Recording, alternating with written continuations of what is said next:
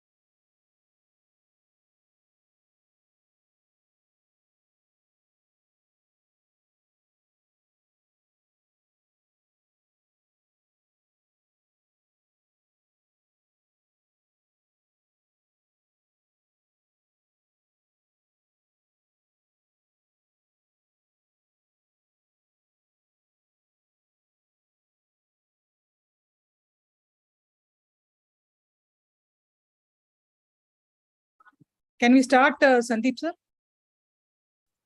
Yeah, we can start. Good afternoon, everyone. On behalf of Sikasa of Chengalpat District Branch of SIRC of ICAI, I'm happy to welcome you all for the today seminar session on valuation and personal savings. We have Mr. Sandeep Kotari sir and Mr. Satyanarayan Yenmantram sir to deliver the seminar of today. Welcome, sir. Without any delay, let's begin today's section.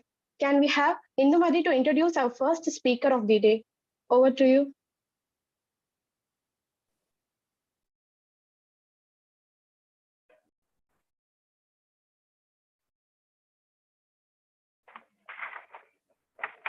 Good afternoon, everyone.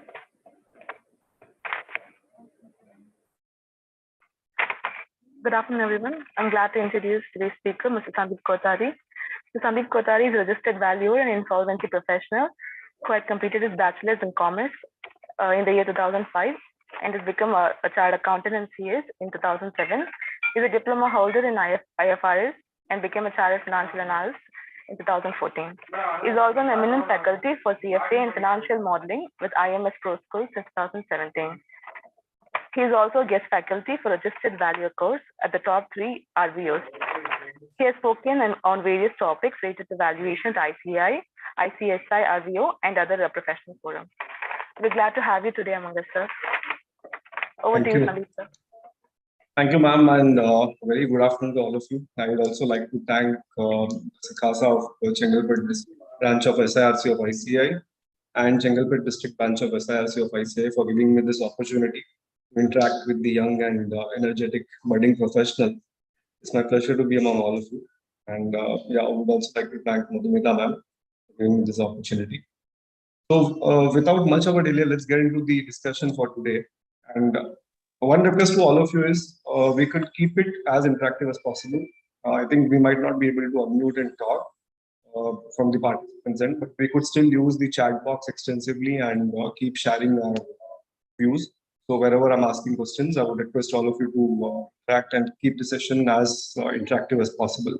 And more so because it's a post-lunch session, so it becomes even more important that we keep it interactive, right? So we'll start with a few questions and then we would get into the slides. And yeah, so I just want to also confirm how much time is allotted to me this session. Is it 1.5 hours or? You can go until 4:45, 4:50.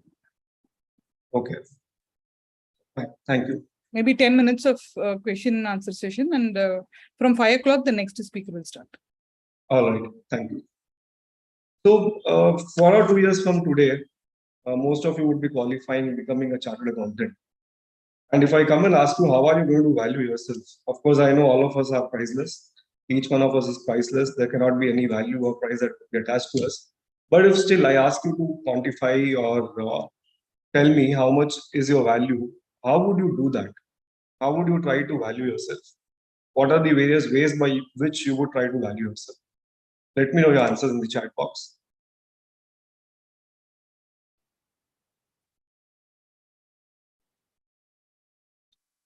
Just would request all of you to keep interacting. Net worth. Okay, so how will you compute that net worth? Net worth is what we would want to know. Basically, that is the value that you have. So how would you calculate that? You need not think about the valuation methods and approaches for now. Just think, if you are asked to tell me what is your value, if I ask you a question that, okay, you qualified as a chartered accountant, so how much do you value yourself?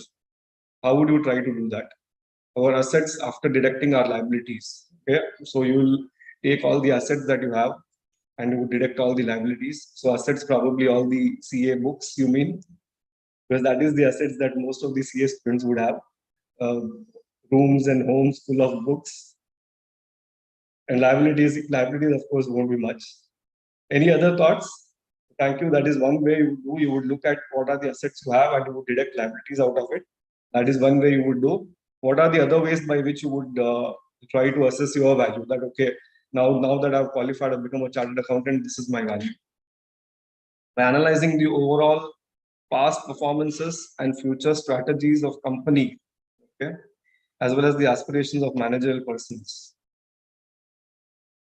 Oh my God, what is that?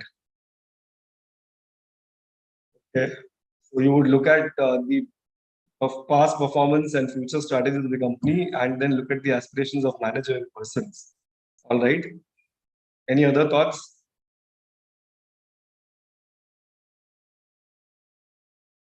So when we are asked, okay, earning potential, that's a good point. That is something that I was looking at. So you would look at your future earning potential. So probably if you want to work for, let's say, 50 or 60 years, or how many years you want to work for. So what is the earnings that you might make over those years? And then you would see what is the value of those earnings put together in today's money terms, right? So that is one good answer, earning potential. So practically, when we are asked to value a company or value an asset or for that matter, even value a liability, okay, there's one more answer. Monetarily, how much are you worth in the market? Intellectually, how much you've gained, and introspect thoughtfully. Okay, so you can assign value not only in terms of like monetarily, how much I want to make, but also intellectually, how much have you gained and how much you gain in future. Yeah. So these are good set of answers and good starting point for us today, today's discussion. So when we come across situations where we are asked to value a company or an asset or a liability, we would always be faced with this question of which approach. There are a couple of approaches that could be used for valuing, let's say for valuing a company. And under each of those approaches, there are several methods again which could be utilized to value a particular company. Now the question is that how would I decide which approach and which method should I follow valuing a particular company or a particular asset? So the answer to that is just like the way we have accounting standards, we also have something called as valuation standards, which all the registered valuers are required to follow in every assignment that we do for valuation. So what are these valuation standards? Like in case of accounting standards, we have accounting standards to standardize the accounting or financial statements of all the companies. Similarly, we have these valuation standards to ensure that the valuers across the globe or across the country practice the valuation arrive at the valuation using standardized processes, standardized approaches, right? Of course, there could be some bit of personal subjectivity or personal judgment in each case, but by and large, the approaches, methods that are being followed should be same across the globe, right? So what does the valuation standards tell? So if you look at this IVS 105, IVS is nothing but international valuation standard. We also have valuation standards issued by our institute. So ICAI has also come out with valuation standards. So as valuers, we generally follow IVS or ICAI valuation standard, whichever is in a given situation, you can apply either of them.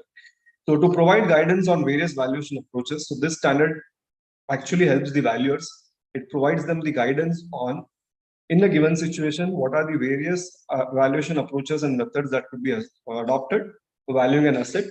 So, and the second thing that it does is also defines the approaches and methods for valuation. So two things. First, it tells us what are the various approaches which a valuer can use, and under each of that approach, what are the methods that could be adopted. And second, it also guides us in a given situation, which approach or which method is best to be applied, right? So this standard is applied in selecting the appropriate valuation approach and methodologies to value the asset, liability, or business, except so when would I not apply this particular valuation standard? When the statute itself has a certain valuation methodology prescribed within itself. For example, if you know the Rule 11UA of the Income Tax Act, in case of transfers of shares and issue of shares, we have the Section 56 and corresponding rules of income tax, which are Rule 11UA here. So these rules prescribe a set formula that you should use A plus B plus C plus D minus L, and then that's the formula that you need to follow. Each of those A, B, C, D, and L are defined in the Act itself. So in those cases, we would stick with those formulas which are prescribed in the Act. In all other cases, we would fall upon the valuation standards and see that for a given situation, if I follow the standard, which approach for which method would I apply, right? So we've already seen that the standard explains the various valuation approaches and methodology and which should be used in a particular situation. Now, valuers are not required to use more than one method. You can rely on one particular method. So if there are a couple of methods which we are going to see in the slides to come, of those methods, if you feel that one of the methods is the best one, which is applicable in this situation, then you don't need to apply more than one method and then do a weighted averaging. But if you feel that more than one method is appropriate, you can apply more than one. Eventually, it requires you to come to a single conclusion, and then you also need to state the reasons and process of coming to the conclusion, which means you need to come out with a single price for that particular share if you're valuing a share, or a single value if you're valuing an asset, and state your reasons and process that you've used to arrive at that conclusion. We're going to see each of the approach, each of the method, and then we're also going to see or do case studies on these approaches and methods as we move ahead. So how would the appropriateness of each method be decided as per the valuation standard? So they've given certain factors which we need to look at in every situation and then decide which method is feasible or which approach is feasible.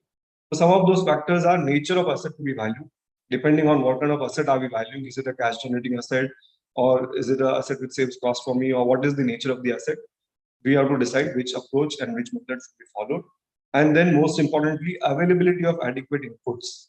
For example, I want to apply a DCF method, discounted cash flow method, but we're not able to create reliable projections, or the management is not able to provide us reliable projections.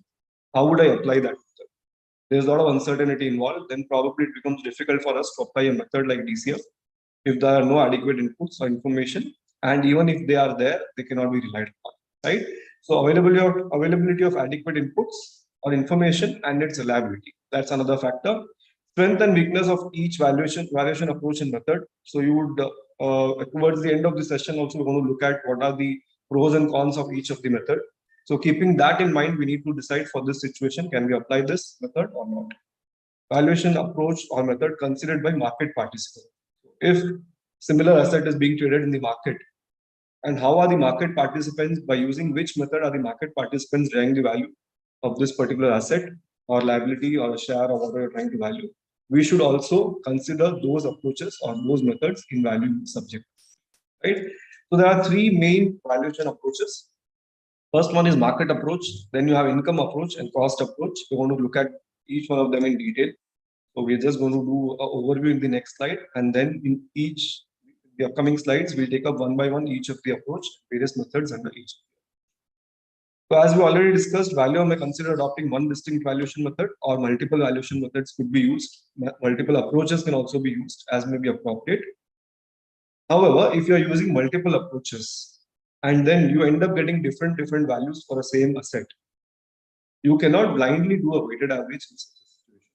And it says that you should go and see why is there a significant difference between the value that you've arrived using different methods.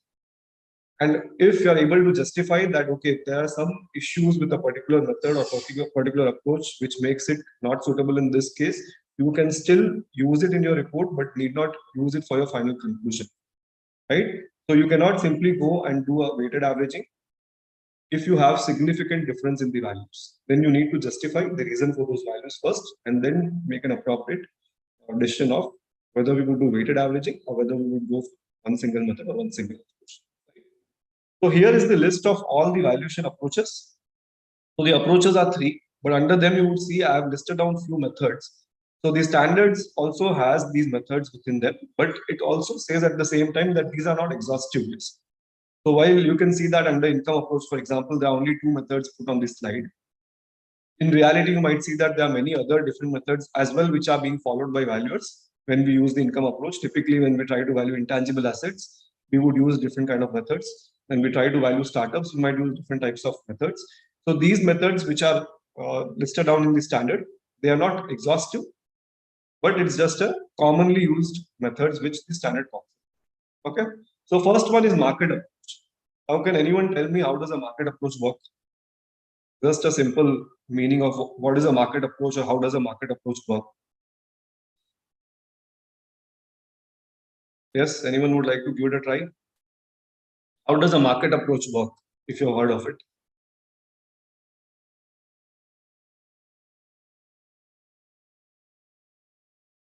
Okay, let me ask you another question. Probably let me make it simpler for you. So when you go, let's say you qualify your CA examination, your final is done, you're looking for a job, and you go and apply for jobs, people will ask you what is the expected salary. What would be your answer to that? Someone asks that, okay, so you're a chartered accountant now, what is the expected salary? How will you answer that question? Based on a similar chartered accountant salary. Okay, so you would look at how much salary is being offered to chartered accountants who qualified in the previous batch, probably. Some of your seniors who would have recently got placed, you would try to find out from them how much salary have you got in your job. So that might be a starting point for you or a sort of a benchmark for you, right? Any other answers? That's a good answer. Any other answers?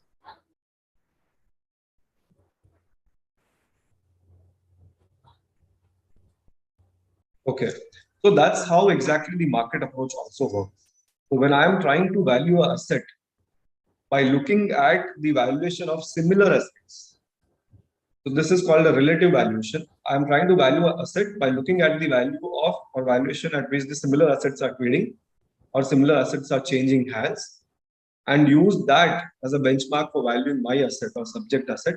That kind of approach is called market approach, right? And a market approach is also called relative valuation approach. So as I told you, why is it relative valuation? Because I'm trying to value myself by looking at the value of others. That's how a market approach works. Under market approach, we can see two methods described over here.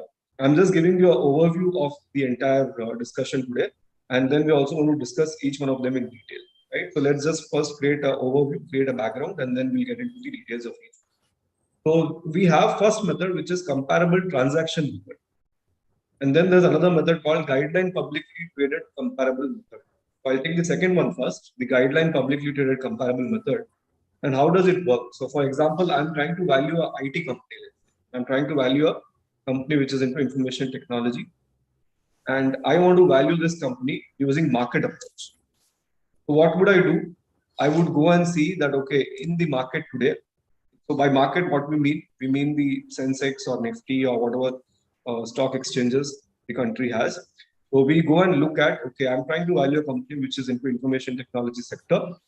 Let me go and identify in the market which are companies which are into similar business. So basically, what are the peer companies for my company that I'm trying to value?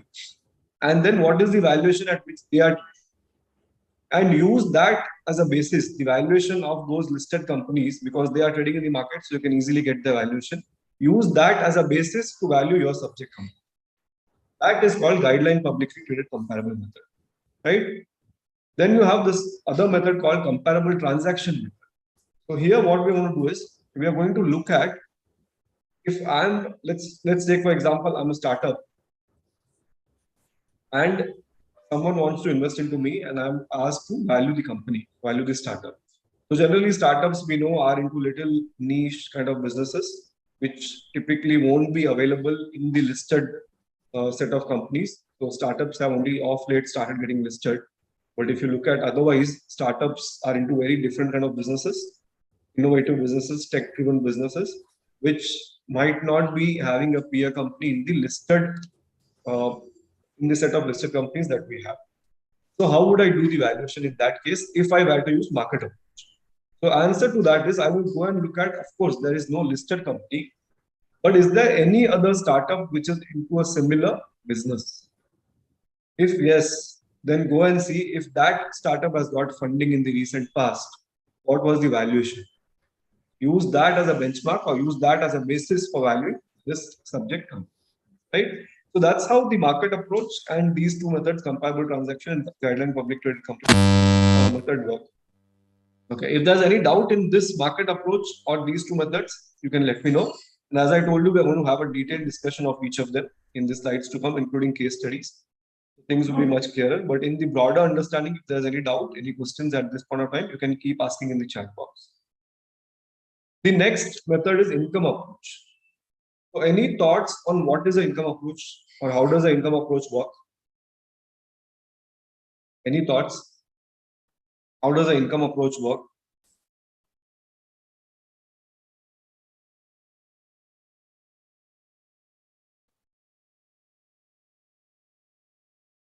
Or if you have come across some methods which are there in the income approach, how do they work? Just a quick one-liner. How does the income approach work?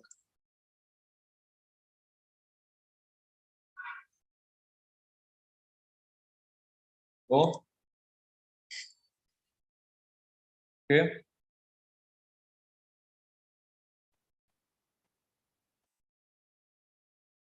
Couple of answers. Let me read them out.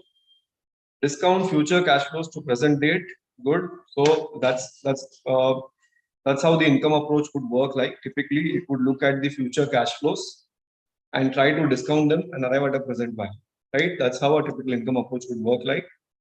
Then estimation of income and discounting. Yeah. So you would estimate the cash flows and you would discount them. So you would have to assess what would be the discount factor, discount it, bring it to the present value. Looking for the revenues generated and its growth year on year. Okay, so when we talk about income approach, not only revenues, we would be keen about the cash flow, right? So it's the cash flows which matters a lot under this particular method. Based on earnings, past earnings, not on past earnings, it will be based on your future earnings. So whenever we are trying to value asset, we look at the future earnings or future cash flows that it is going to generate, right? And we try to value it based on that, right? Okay, so good set of answers. Thank you. So yeah, under income approach, how does the income approach work? So income approach, very simple to understand. You take an asset, if let's say that asset has a life of 10 years, I would try to find out over the 10 years, what is the cash flow that this asset is going to generate. All right. So life of the asset is 10 years. Each of those 10 years, try to plot what is, or try to project or try to estimate what is the cash flow that each of these 10 years, this particular asset is going to generate from. Right. Once you've got that, now these are for the 10 years. We need the value as of today. So I need to bring all those cash flows to present value, today's value, by discounting them. So you pick an appropriate discount rate and discount these cash flows of 10 years. You would get one single value. That is the value of the asset, right? So I've given you a simple example of asset because it has a finite life. I said the life is 10 years. But what would you do if it is a company? Does company have a finite life? If I'm trying to value a company, does company have a finite life or infinite life? What do you think? Does company have a finite life or infinite life? Infinite. So then, how would we plot the cash flows? For example, here we said the machinery has 10 years of life, so we plotted the cash flows over 10 years. But in case of company, we are saying the life is infinite. So how would you plot these cash flows? How many years should we plot these cash flows for? Should we do it for 5 years? Should we do for 10 years? How do we go about it? What are your thoughts? In case of an asset or a company which has an infinite life, how would you plot the cash flows? For how long will you plot the cash flows?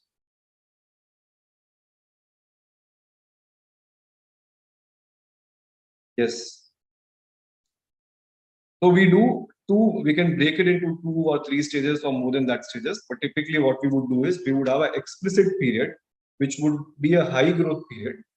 So a period where we expect the company's cash flows, revenues, and all of it to grow at a abnormal growth rate. So we'll try to plot for those particular years separately. We would have a detailed projections. We would figure out what is the cash flow. And then the company would reach a stage where the growth rates would stabilize. They would get aligned because of competition or changing preferences of customers or whatever. The growth rate would get aligned to a stable growth rate, which could be somewhere around the GDP growth rate, for example. So there we would stop our explicit projections. We would not do year by year projections. We would compute a perpetual value over there, terminal value over there. And then you would have 2 set of values. One is the explicit cash flows of each of the year where it's going to go for abnormal growth rate. And then you have a terminal value or perpetual value, which accounts for all the cash flows that will be generated from that point, from the last year of an explicit forecast period till the end of the life of the company. It is infinite. So we have perpetual cash flows. Discount all of them, get the present value, you would get what is the value of the company, right? So that is how a discounted cash flow method works. Then there's also another method called income capitalization method. So how does this income capitalization method work? So you would use your free cash flows or you would use your cash flows of the current period. And this method could be applied when there's a stable growth rate, when there is no abnormal growth rate expected. Growth rate is only stable for the future periods. Then you can straight away compute the perpetuity value here. You don't have to do explicit forecasting of cash flow, right? So you would find out what is the cash flow for next period and then capitalize it using a capitalization rate. So that's why the name income capitalization method. Okay. The last one is cost approach. So some of you were saying that we would do assets minus liabilities. So that sort of an approach would fall under cost approach, where we would see that, okay, if I'm trying to value this company today, what is the fair value of all the assets that it has? We should not take the carrying value, we should take the fair value. If I just go and open the balance sheet and try to do asset minus liabilities, that would be at carrying value, right? Historical cost. But when we want to compute the value, we should ideally assign fair value to all the assets in the balance sheet, assign fair value to all the liabilities in the balance sheet, and then do a net asset. You can call it adjusted net asset, right? So you can do a net asset kind of approach Or there are approaches like replacement cost method, reproduction cost method, and summation method. So all these approaches, all these methods are under the cost approach, where essentially you are focusing on the cost of that particular asset, either the cost to replace that asset today or the cost to reproduce that asset today, or what is the asset minus liability in the balance sheet. If we fair value that, what is the value of the asset? So we are more focused on the cost aspect rather than on the future earnings of the company. Then you call it a cost approach. Okay. So these are the broad approaches and these are the methods that I want to discuss today. Any doubts at this point of time? Or any other thoughts? Okay. So if you have any questions, you can keep posting them in the chat box. I'll keep taking them as we go ahead. So let's get into the details of market approach. How does the market approach work and when do we apply the market approach? So I told you that the standard provides guidance on what are the situations when you should apply which approach. So in what situations would I apply a particular approach? So that is what we're going to look at in this slide. Market approach provides an indication of value by comparing the asset with identical or comparable assets for which price information is available. So what are we doing here? We are trying to find out the value of our subject asset by looking at identical or comparable assets that are trading in the market for which price is available and then value our asset. In other words, it is called relative valuation because it also estimates the value of an asset by looking at the pricing of comparable assets. All right. So when would I apply this particular approach? What are the situations where this approach should be the most preferred approach? So first is where the asset to be valued or a comparable or identical asset is traded in the active market. If I'm trying to value an asset which is trading in the market, then obviously I would use the market approach. I would take the price at which it is trading. So I would apply a market approach. Second, there's a recent orderly transaction in the asset to be valued. So if you are using this comparable transaction method, where I would go and look at the value at which transactions have happened in this industry in the past, use that as a benchmark, then those transactions should be recent and they should be orderly. By orderly, what we mean, they should not be between related parties, right? So there should be independent parties who run the transaction. Then I can take that transaction as a benchmark to value my subject as. There are recent comparable orderly transactions in identical or comparable asset and information for the same is available and reliable. So recent transactions should be there and information should be available for us to look at what was the valuation in that particular transaction and apply that for ours. This approach is easiest to use when there are large number of assets comparable to the one being valued. So when you have large number of comparable companies which are listed, for example, this approach should be used. It is easy to use. And the assets are priced in a market. They are listed, they are traded, or there are, even if they are not listed, there have been transactions happening in those. There exists some common variable that can be used to standardize the price. So we are going to see in the next slide what is the standardization. And once you standardize, how are you going to use that to value your company? So this is the introduction to market approach.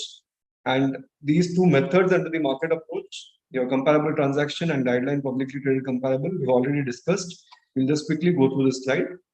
Comparable transaction method involves valuing an asset based on transaction multiples, right? So you would look at transactions that have happened, compute the multiples, apply that for your company, which you're trying to value. So transaction multiples is the keyword here. Derived from prices paid in transactions of comparable assets. Guideline publicly traded comparable method, it involves valuing an asset based on market multiples. So this is that example which I gave of information technology sector company. You go and look at peer companies that okay, Infosys, TCS, all these are peer companies. What is the multiple? What is the P multiple or EV EBITDA multiple at which these companies are trading? I use that to value my company. So market multiples is the key term over here. So you value the asset based on market multiples derived from prices of market comparable traded on active market. So these are the steps involved when you want to use market approach, whether it is comparable transaction or guideline company. These are the broad set of steps that you need to do. The first and the foremost step is identifying the comparable assets. So how will you do that? So when I asked you that you go and you tell me that what would be the salary that you would expect. With what will you compare yourself? You would compare yourself to chartered accountants, right? Who have recently qualified and have got jobs. You will not compare yourselves to, let's say, engineers. You will not compare yourselves to doctors. You cannot compare yourself to CAs who have passed 5 years back. and I've got some salary today when they join another job. So you need to see, for example, when you're trying to value a company, we would see in the next slide, I want to even talk about this in detail. But what you would look at the industry to which the company belongs, in which life cycle is the company currently in. If it is a matured company, then you would use matured companies as your comparables. If it is in a very nascent stages, early stages, then you cannot use multiples which you see for matured companies to value this company because it's in a very early stage, right?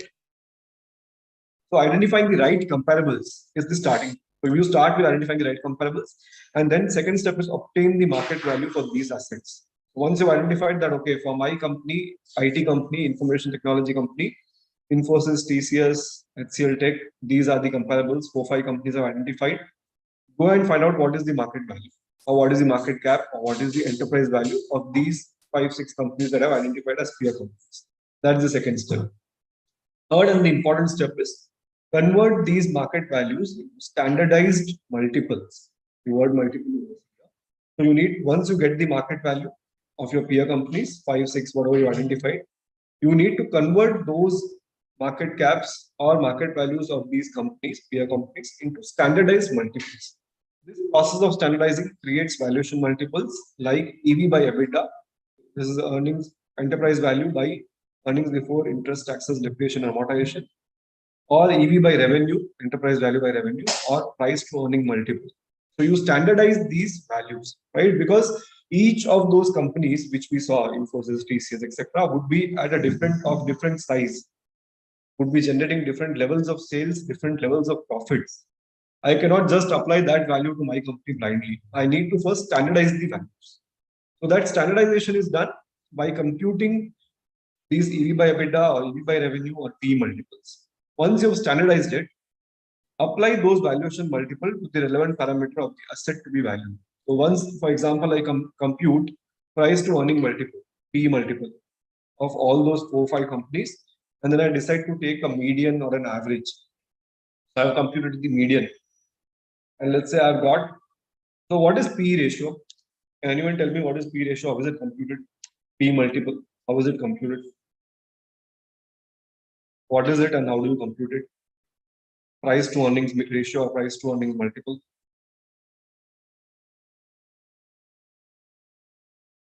How is that calculated or what does it mean?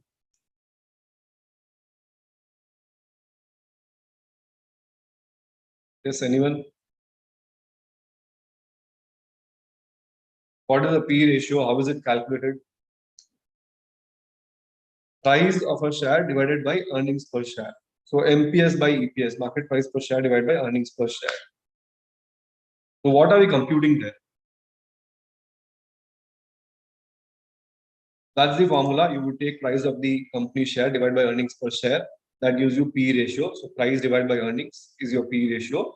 It tells you for every rupee of earnings that you are generating, what is the price which the market is paying. So how many times of your earnings are you being valued at? Right? To put it in simple terms, how many times of your earnings are you being valued at in the market? So for every rupee of earnings that you're generating, what is the price that the investors are willing to pay? That is what P multiple does. So I've identified, let's say, for example, for this particular set of peer companies, 15 is the P multiple. So every rupee of earnings that I generate, my valuation is 15 times of that. So 15x is the multiple. Now my company is generating 10 rupees of earnings. If I use that multiple, what should be the value of this company? I've identified that for the peer companies, 4-5 companies that I chose, 15 is the P multiple. So for every rupee of earnings that they make, 15 times is the price at which they are trading in the market. And my company, which I'm trying to value, has earnings of 10 rupees, total earnings of 10 rupees. So what should be the value of this company?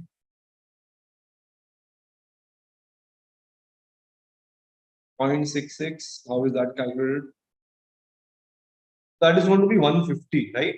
I would take that, okay, my earnings are 10, and I already know that in this sector, for every 1 rupee of earning, the market gives 15x of valuation. My earnings are 10, 15x of that is 150. So 150 rupees would be the value of my company. Right? So that's how these multiples work. So I hope this broader concept is clear. You would go and find out the market cap of these companies or enterprise value of these companies, and then standardize them, because all of them would be of different size. So you would standardize them by calculating these ratios or multiples like EV EBITDA, EV revenue, P multiple. Once you've done that, apply these multiples to the relevant parameter of your company. If I computed EV by EBITDA, for example, then I would apply this multiple, EV by EBITDA multiple, on EBITDA of my company. If I compute EV by revenue multiple for the peer companies, that should be applied on revenue of my company to get the enterprise value. If I've calculated P multiple, price to earnings multiple, P ratio, then I would apply that on EPS of or net profit of my company. That would give me the equity value, right? So that is what we mean by applying the valuation multiple to the relevant parameter of the asset. What have you computed? For that, what is the relevant parameter for my asset which I'm trying to value? Apply on that. That's the fourth step. The last step is if the value of the asset is derived by using multiples based on different metrics or parameters, consider the reasonableness of the range of value. So it's not necessary that I use only P multiple or only EV by EBITDA multiple. I can even use both of them together or more than two of those multiples together, and using different multiples, if I try to arrive the value, what are the values that I'm getting, and then conclude on or decide on which one is the value which is appropriate for this situation. So these are the broad steps in the market approach. Okay, any doubts here? You can let me know. Yeah, so this is a little bit of detailing of each of these steps. So I'll just take the important points here and then we'll keep moving ahead. So identify comparable companies or transactions. So this is perhaps the most important step, because if you don't do justice here while selecting the peer companies, if you are not cautious enough to take any random company as a comparable company, then the valuation will be totally flawed, right? In market approach, the most important part is to identify the appropriate comparable company, right? So how do you do that? You can have two filters, operational filters and financial filters. So using these filters, you can classify that, okay, these peer companies, if I filter them through these two operational and financial filters, would they match my company? If yes, then they are the right comparables. Okay. So what are the operational filters? I think this we already discussed. Industry to which the asset belongs. So if I'm trying to value an IT company, I cannot go and say that oil and gas companies are my comparable. That doesn't make sense. I have to look at comparable companies which are listed in similar industry. So industry to which the asset belongs. Geographic area of operations. Again, going back to our example, when I asked you as a fresher, how much salary would you expect? So you cannot say that in US, CAs are getting, let's say 40 lakhs. So you give me 40 lakhs. Right? So you also need to be mindful of the geography in which the company operates. If IT companies are operating, those which are operating in the US, are the right comparables for the IT companies in the Indian market? Maybe not. Right? So if we have similar comparable companies in the same geography, that would be our preference. If not, then perhaps we might have to look at in other geographies as well and see, does it require any adjustment if I use companies in other geographies. Stage of life cycle, I think already discussed which stage is the company in. Similar companies should be taken. Then you can also apply financial filters like size. So how big are these peer companies in comparison to the company that I'm trying to value?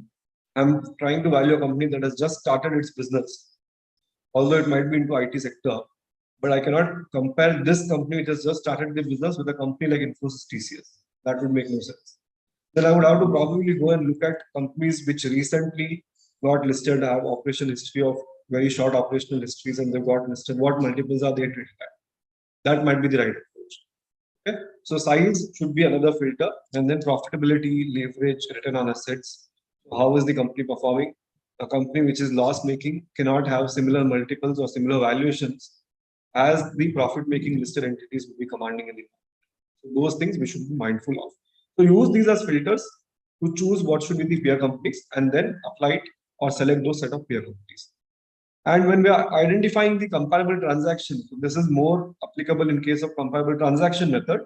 Two important points that you should notice. So what we said in comparable transaction method is, it's a startup or a company which is into niche business. It doesn't have any listed comparables, but there are some other unlisted companies in which transactions have happened in the past. I want to use that as a benchmark for valuing. So yes, you can do that, but please be careful that those transactions that you're going to refer as a benchmark should be closer to the valuation date. I cannot take a transaction which is 2 years old and say that, okay, that valuation I will apply today. Because we know in markets, valuations change rapidly. What was the, where were our market 6 months back and where they are today? How was the startup funding arena or situation 6 months back and today? Vastly different. So if I go and take older multiples or older transactions as benchmarks, that is not justified. We need to take something that is closer to the valuation. And orderly transaction, we've already discussed, they should be at arm's length. The transaction that you are referring for should be at arm's length. They should not be among related parties. Sufficient information should be available. So the transaction would have happened, but you don't know what was the valuation at which the transaction happened. How would you use that? Or how would you compute the multiples? How would you standardize those values? Not possible. So if you have sufficient information, you can use this approach, this method. Otherwise, it might not be feasible to apply. Then the information that you're using should be from reliable sources, such as regulatory filings, industry magazines, or M&A databases, etc. And lastly, use several market comparables or comparable transaction rather than relying on single transaction. So for example, if I'm again going back to the IT example, instead of just looking at one company, let's say I'll take only Infosys and try to value my company, it is better to use a set of companies and then apply that median or mean to value your company. Okay. So these are some of the transaction multiple which are commonly used, and we'll just quickly see in which situation which multiple might be appropriate. Now tell me, if I'm valuing a startup, which multiple would you apply in that case? Can we apply PE ratio? Can we apply EV by EBITDA? Or can we apply EV by sales or price to book? In case of a startup, what do you think would be the appropriate multiple to use? Is PE ratio appropriate? PE ratio, EV by EBITDA, are they appropriate multiples in case of startup valuations? No. Why do you think it is not appropriate to use PE ratio or EV by EBITDA? PE ratio, EV by EBITDA, why won't they be appropriate?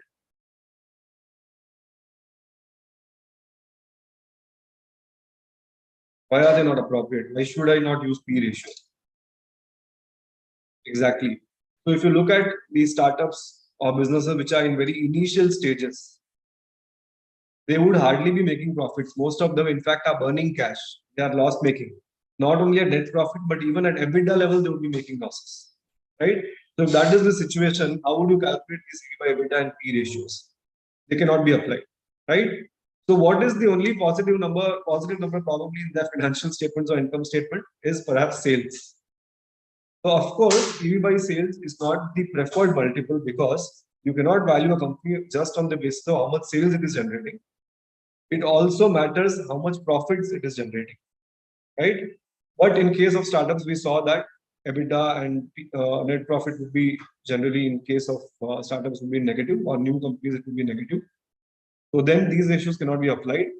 Probably in that case, if I still want to use a financial metric to value it, then EV by sales could be one metric, right? So you compute enterprise value by sales, and this will give you enterprise value. The resultant number would also be enterprise value. So can you tell me the difference between enterprise value and equity value? Are they same? As an equity shareholder, what I want is the equity value. But some of the multiples we see here, we have EV, so that will be enterprise value. The result will be enterprise value. What is the difference between these two? Enterprise value and equity? Are they same?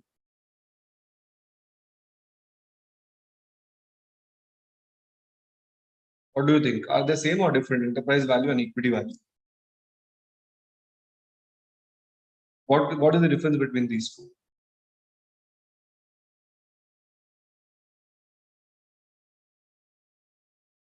Yes, so enterprise value is the value that is available for both debt and equity holders put together.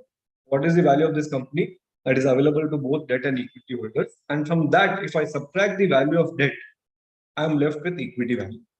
To put it in very simple terms, right? Enterprise value is the total value, debt plus equity. I subtract debt out of it, I get equity. That's how enterprise value and equity value are simply different. So EV by sales, you can use that in case of tech companies or companies in early stage of development which are incurring losses. So most of the times we know in case of startup, sales is the kind of a most sought after multiple. Investors would look at sales. If the sales are growing rapidly, they are willing to give more and more higher valuation, right? So that is why if in case of these kind of companies, we can use EV by sales. EV by EBITDA and PE ratios. So they are generally used for companies which have profits, which are making profits. These are the ratios which we should use, because these are the ratios which give valuation based on profits, not only on the basis of sales. So EV by EBITDA would again provide you enterprise value. It can be used for valuing companies across industries, especially manufacturing companies. Similarly, PE ratio can also be used for valuing companies across industries. You would directly get equity value over here. The only issue, or okay, if I were to ask a question, when should I use EV EBITDA and when should I use PE ratio? Why can't I always use PE ratio? The answer to that is, if the companies which are there in this sector, all of these peer companies and my company, they have vastly different capital structures. The debt equity ratios are different. Each of them has different levels of debt. Then PE ratio would not be an appropriate one. It is EV by EBITDA ratio which would be appropriate, because this EV by EBITDA is before the interest charge, so it ignores the capital structure. And then I would separately, after the enterprise value is calculated, I would separately deduct the debt, get the equity value. So in those cases where the capital structure of the companies is vastly different, not aligned, then we would prefer to use EV EBITDA ratios. Otherwise, you can also use PE ratio always to value the company. The only problem with PE ratio is that you need to be mindful of the accounting policies. So for instance, take depreciation expense, we know that the useful life can be decided by the management for the asset. So if some companies are aggressive, some are less aggressive, then your depreciation expense would accordingly vary. So if the depreciation expense is different, your profits would be different. These companies which you are taking as peer companies would not be compared, right? So in those cases where you're using PE ratio, please make sure that the accounting policies are not very different for each of them. Of course, there could be minor differences. It's still okay, but there should not be huge differences in the accounting policies, which renders these earnings not being comparable. So that is about PE ratio. Then there's another ratio called price to book. How would this price to book ratio work? The formula for that is market cap by net worth. So you will go and see in the balance sheet what is the equity value, that is the net worth, and market cap you take from the market, you get this price to book ratio. So this is again going to provide you equity value, and this is generally used in case of financial institutions. When you're trying to value companies which are like banks or NBFCs, we would want to use a ratio like P by B ratio, because there the valuation is derived by the assets that these companies have, the kind of loan portfolio that these companies have. So we use this price to book ratios. You can also use some industry specific multiples, like for social media companies, you can compute enterprise value per user. For power companies, you can use EV per megawatt. And for SaaS companies, for example, you can use EV by ARR. For e-commerce companies, you can use EV by GMV and so on. We have one case study today, which will use industry multiples. That will make it clear. So yeah, this is about the multiples that could be used. When should you use which multiple? And if you use which multiple, what is the value that you derive? Is it enterprise value? Or okay, if there's any doubt, you can keep putting them in the chat box. So once you've computed the multiple for your comparable company, the next step is applying that on the relevant parameter of your subject. For example, I've computed EV by EBITDA trailing. So what is trailing? Trailing is I would compute EV by EBITDA where EBITDA would be of last 12 months, for example, or last 4 quarters, for example. Then I would apply that ratio to last 12 months of EBITDA of my subject, right? If I'm computing forward EV by EBITDA, so what I'm doing here, 1 year forward would mean I would take next 12 months earnings, next 12 months EBITDA, and then use that to compute the EV by EBITDA of peer companies. Then similarly, I need to apply that on 1 year forward EBITDA of myself, right? So it has to be apples to apples. You cannot take trailing EV by EBITDA and then apply on forward EBITDA of the target company. That is a mismatch. Both the hands should match. Only then the valuation will be right. Okay. And then there is also something called normalized. Any idea what is this normalized EBITDA? What do we mean by this term normalized?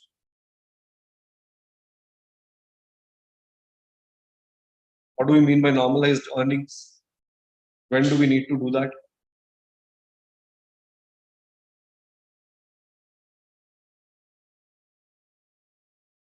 So there could be some scenarios where your P&L would have non-recurring revenues or non-recurring expenses, right? For example, in case of many companies, if you look at during the COVID lockdowns, their revenues were hit badly. So that is a one-off or an outlier kind of a period. So if I take that period's EBITDA as a benchmark, it won't be right. Okay, so I need to normalize it. The other example, I think a very good example, which we can also look at is cyclical stocks. For example, these steel companies, automobile companies, cement companies. These are all industries which are cyclical. So when the economy is booming, these companies would do very good, very well. And when the economy is going down, when it is into recession, these companies' fortunes would also be going down along with it, right? So in those kind of companies where the earnings are going up, going down, going up, going down, I cannot take 1 point EBITDA and say this is the EBITDA that I will take finance. I need to take midpoint EBITDA. There are techniques of how you normalize earnings in such cases. So for cyclical stocks whose earnings go up and down, you should not take at one particular point. You should not take the earnings at one particular point. You should take midpoint of those cycles, and that should be your earning, which you would use to compute it. Right. So those are some of the normalization which we might have to do for earnings before we compute the multiples. Yeah, so let's look at a case study here, which is on using the guideline publicly traded comparable method. So what was guideline publicly traded comparable method? You would go and look at what are the peer companies in the market, compute certain ratios for those peer companies, apply that ratio for our company which we are trying to do, right? So here we are trying to value A Limited, which is a steel producer, and I'm going to use guideline publicly traded comparable method. So what will I do? I'll first identify what are the comparable companies or peer companies for this A Limited. A Limited is the company I'm trying to value, and it's into steel production. So we already have many companies which are listed in the market who also do similar activity. So we have identified these 5 companies: Usha Martin, Sunflag Iron, Adhunik Industries, Kalyani Steel, and JSW Steel. So applying those operational and financial filters, we end up identifying these 5 companies as comparable companies or peer companies. Then we try to compute those standardized metrics or standardized multiples for these 5 companies. So what are the 2 multiples that we are using here? The first one is P ratio, price to earnings ratio. The other one is price to sales ratio, right? So how do we go about it? We take the revenue of all of these companies because we want price to sales ratio. We take the earnings per share of all of these companies, and then we have number of shares and average price. So how will we calculate P ratio? P ratio is this price, which is 30.64 divided by EPS 13.08. That will give me P ratio for each of them. Then similarly, you also compute price to sales ratio. So you have your total revenue, you have your number of shares, divide the total revenue by number of shares, you would get sales per share. So take 30.64, which is the price per share, divide by sales per share, whatever you get here by dividing them. That will give you price to sales ratio. So we have got 2 set of ratios now: P ratio, price to sales ratio. These are the ratios of peer companies or comparable companies. So you can see in P ratio, for example, there are some outliers as well. Like for example, some of these companies are having 2.3, 4.8, 7 and all, but there's one company which has 118 as the multiple. So it could be because of some non-recurring items in the P&L of this company. So either you adjust that and normalize this ratio, or there's one other technique of eliminating such outliers, that is by using the medians. I've got all these P ratios.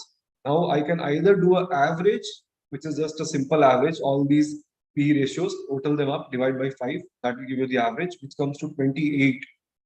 If you see that most of the companies are not even close to this 28. So 28 might not be a right multiple to use. So what we can do is we can use a median.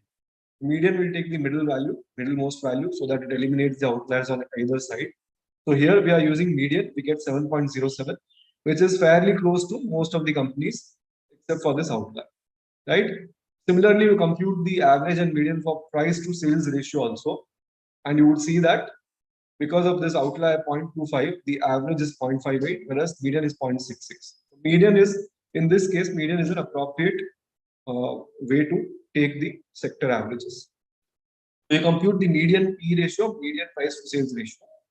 That is the multiple that I'm going to apply to my company's profit and my company's sales, which is A Limited's profit, A Limited sales. So here next step is reported values of A Limited.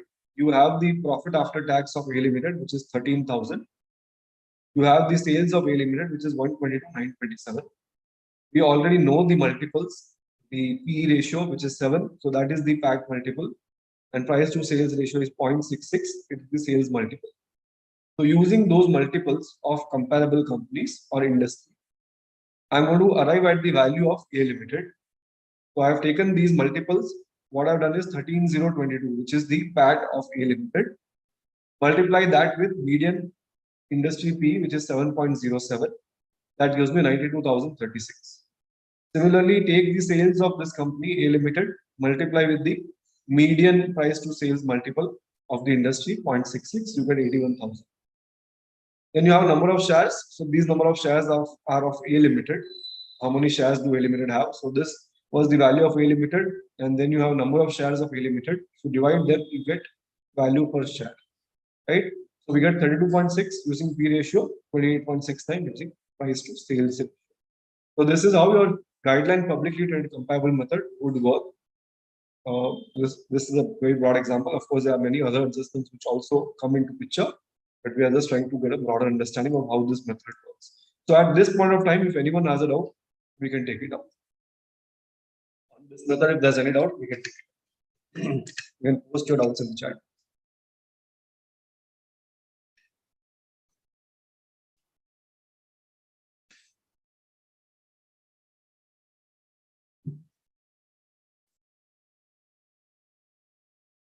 Okay, so I don't see any doubts. So probably things are fine.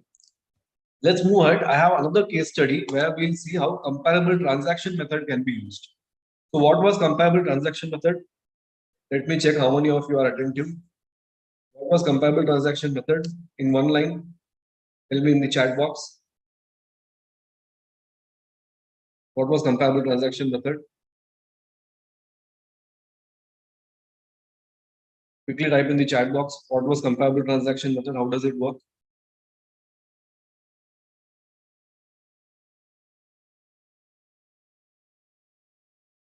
Comparable transaction method, how does it work? Just one line about it.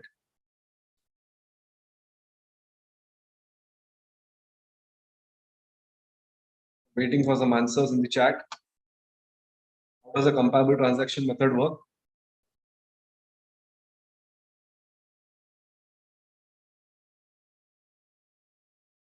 No idea.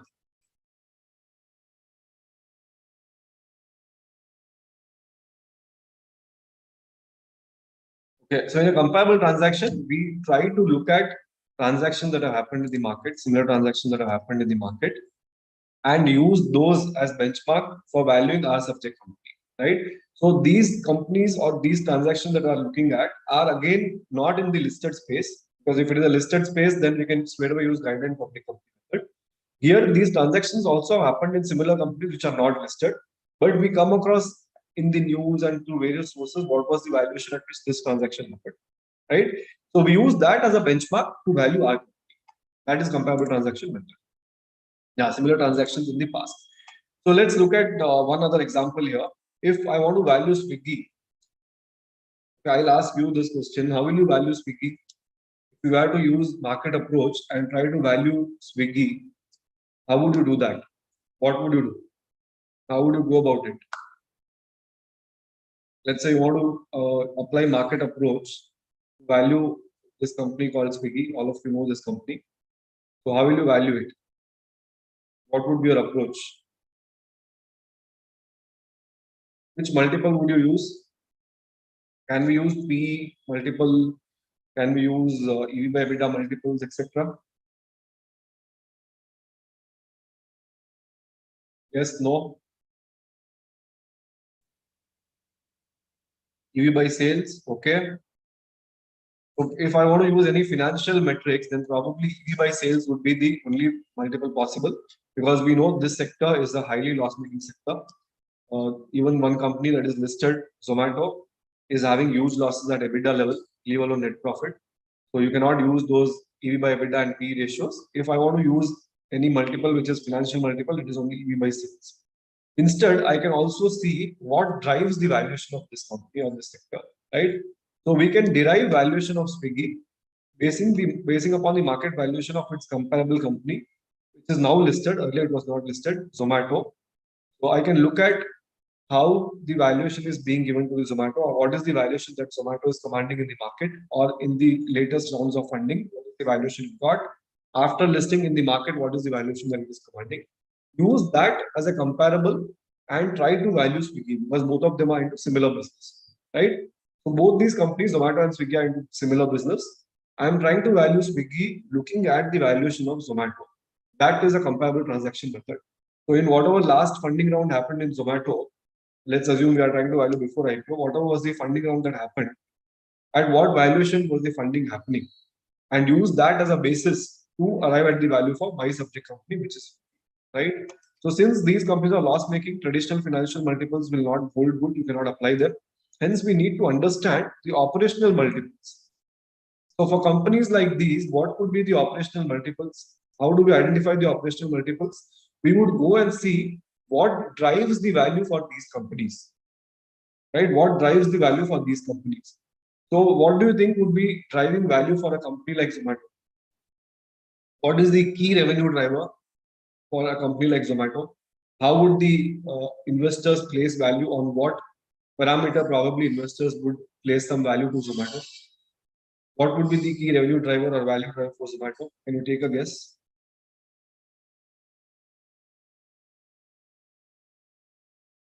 Users, restaurants registered with them as partners. Yes, that's right.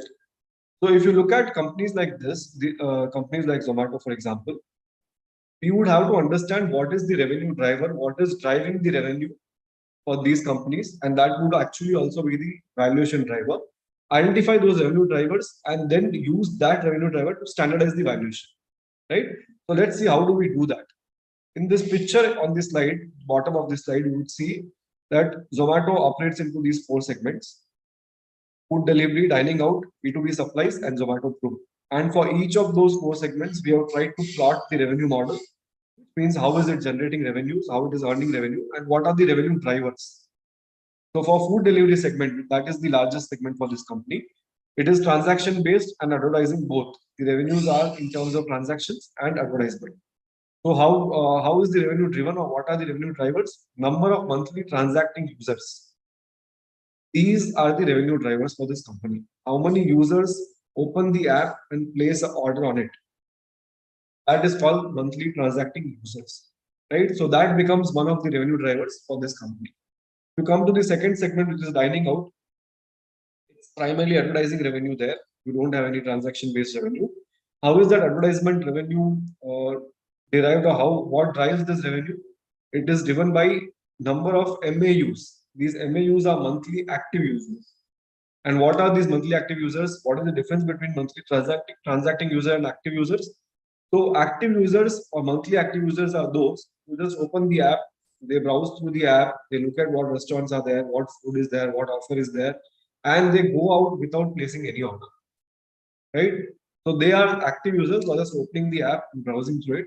Whereas transacting users are those users who actually place orders. They not only visit the app, but they also place orders. That's the difference between transacting users and active users. So advertisement revenues are driven by active users, while transaction-based revenues, which is in case of food delivery segment, is driven by monthly transacting users, right? So the rest of the 2 segments, Hyperpure and Zomato Pro, are very small segments, so we'll not focus on that. So these are the 2 key segments, food delivery and dining out. And we identified that for these 2 segments, the key revenue drivers are monthly transacting users and monthly active users, for instance, right? Does this make sense? Any doubt on this, whatever we are discussing here? So we identified the revenue drivers.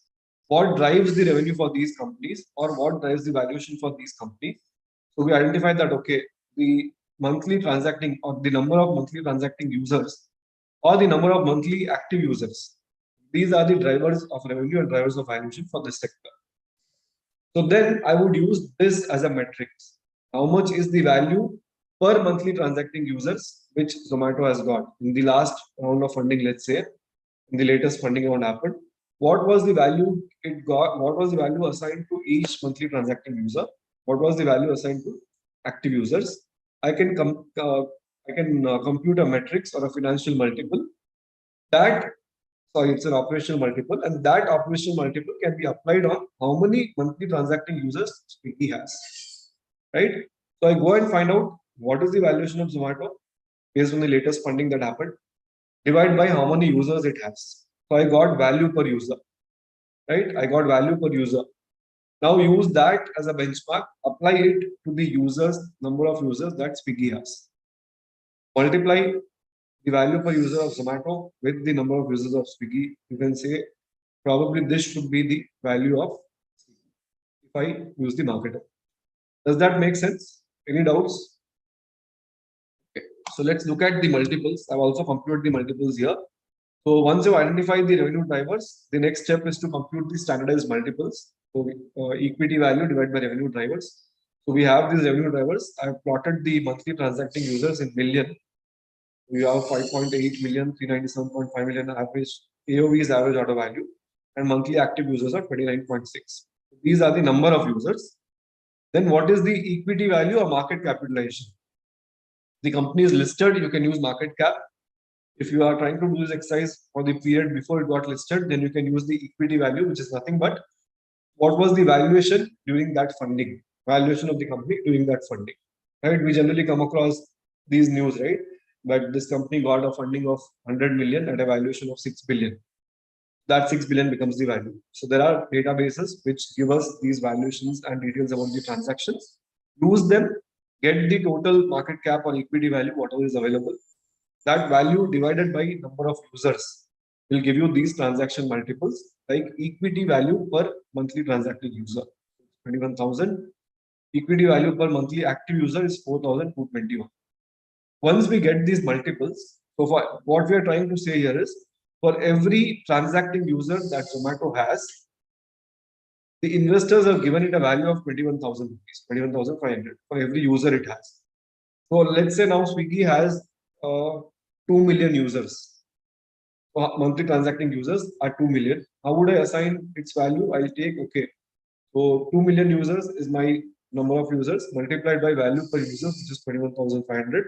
That resulting number is the value which this company should command if I look at the comparable transaction. So that's how this method works. So once we arrive at the transaction multiples as above, they can be applied to target company revenue drivers. Example, MTU of Swiggy, value would give you the value of this company. Right? Is this fine? Any questions here? If there are any questions, you can put them in the chat box. So we'll go to the next approach, which is income approach. We've already discussed on how our income approach works. It converts the future amounts, which could be income, cash flow, or cost savings, to a single current number by discounting or capitalizing it. Right? So this is also called intrinsic valuation method. Just the way for market approach, we gave a name called relative valuation, because we are trying to value that company by looking at similar companies in relation to other companies. In an income approach, we look only at our company. We try to plot the cash flows of our subject company and then discount those cash flows, bring them to present value, find out the value. That is why we call it intrinsic valuation method, where we don't look at others. We just look at our company, subject company's cash flows, and try to value it. What are the instances when a value? I request all of you to please mute yourself.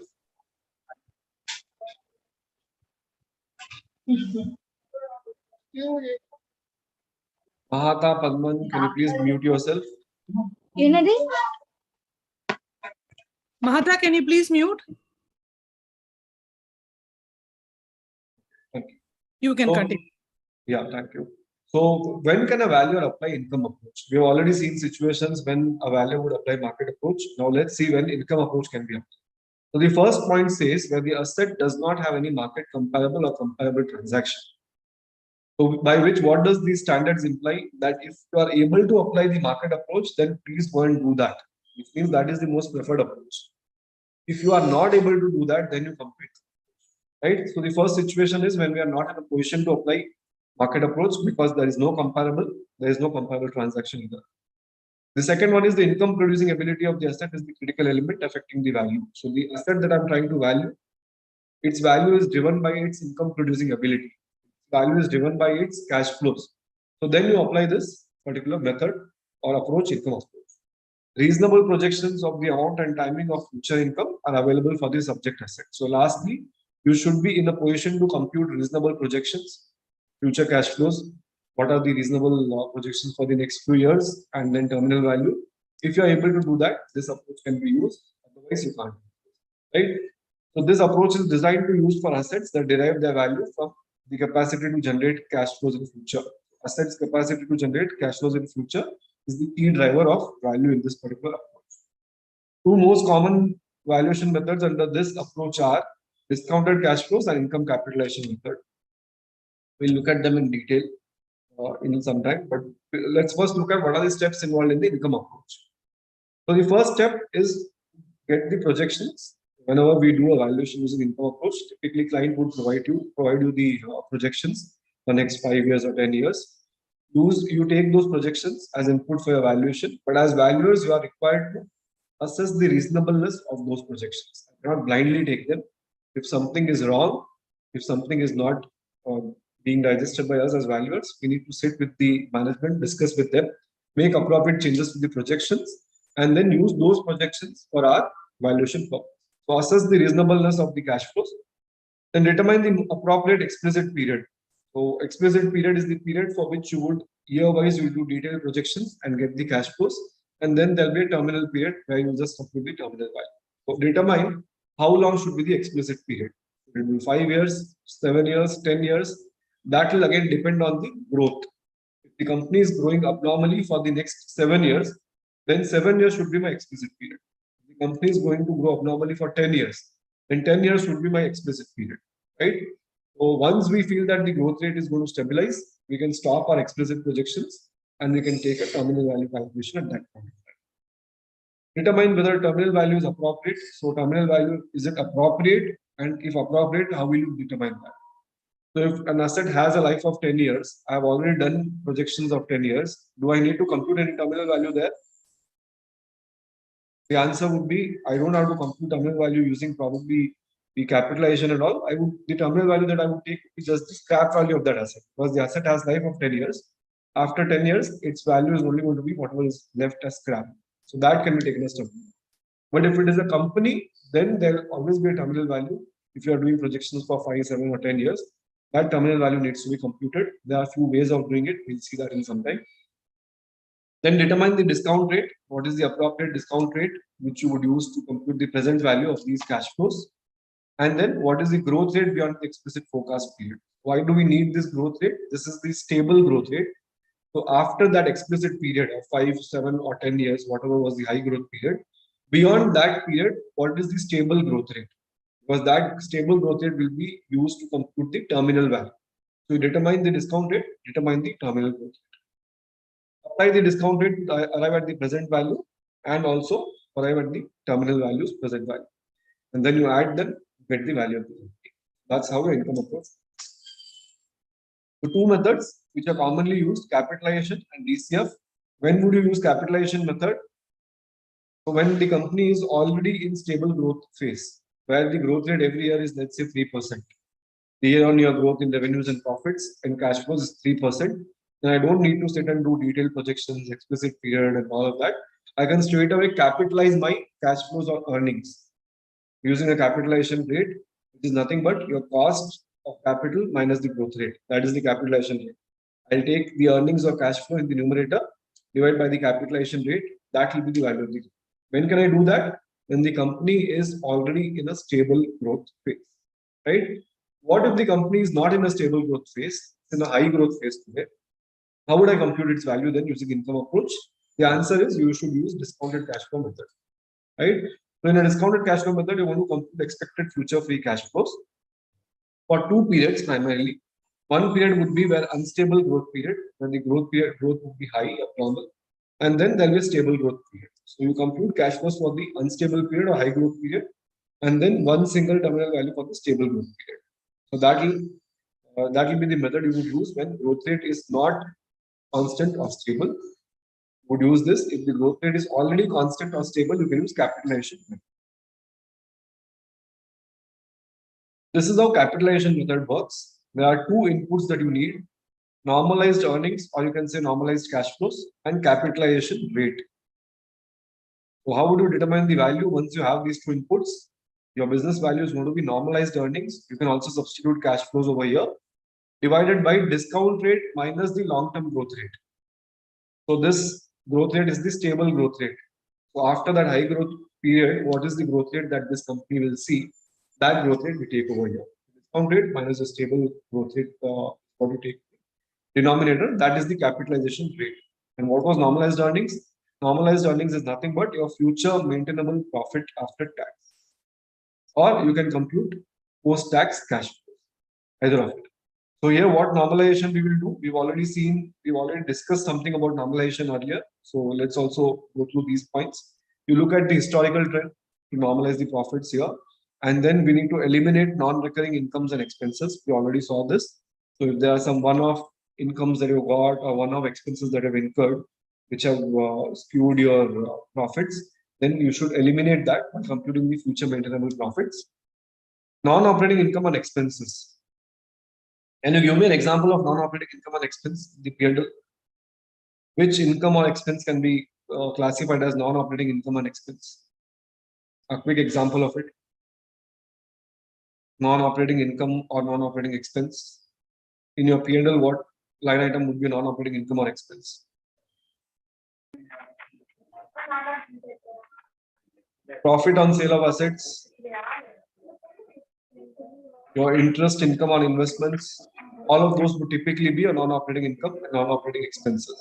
So what we need to do is, by computing these future maintainable profit, eliminate those non-operating incomes and expenses, because we will first value the asset or the business using its operational cash flows. And once you get that value, the assets value or business value, you will separately add the fair value of all these non-operating assets. So let's say I have FDs on which I'm getting the interest. That interest income should be eliminated while computing the numerator or normalized earnings. Arrive at the value, then separately add what is the value of the FD, that value which you have, right? So we add those surplus assets, we call them surplus assets. We add them separately at the end, computing the total value. Hence, while computing the future maintainable profit, we need to eliminate all of these non-operating incomes and expenses. You should also be mindful about key changes in the industry, company, or product dynamics and how they would impact the future profits, right?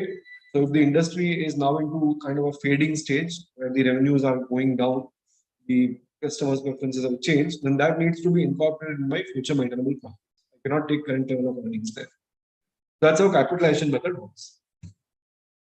The next one is DCF, or discounted cash flow method. So what I've done here is I've just tried to capture it by way of a picture, and then there's also example that we'll see. So you can see this is the explicit period here: CF1, CF2, CF3, CF5. So basically, these are the cash flows for explicit period, year 1, 2, 3, 4, 5. They refer to year 1, 2, 3, 4, 5.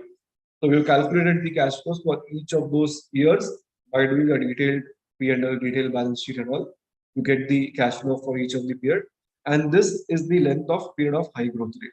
So why I've taken these many years? Because I believe for up to this period, for 5 years or whatever periods I've taken here, the growth rate will be high.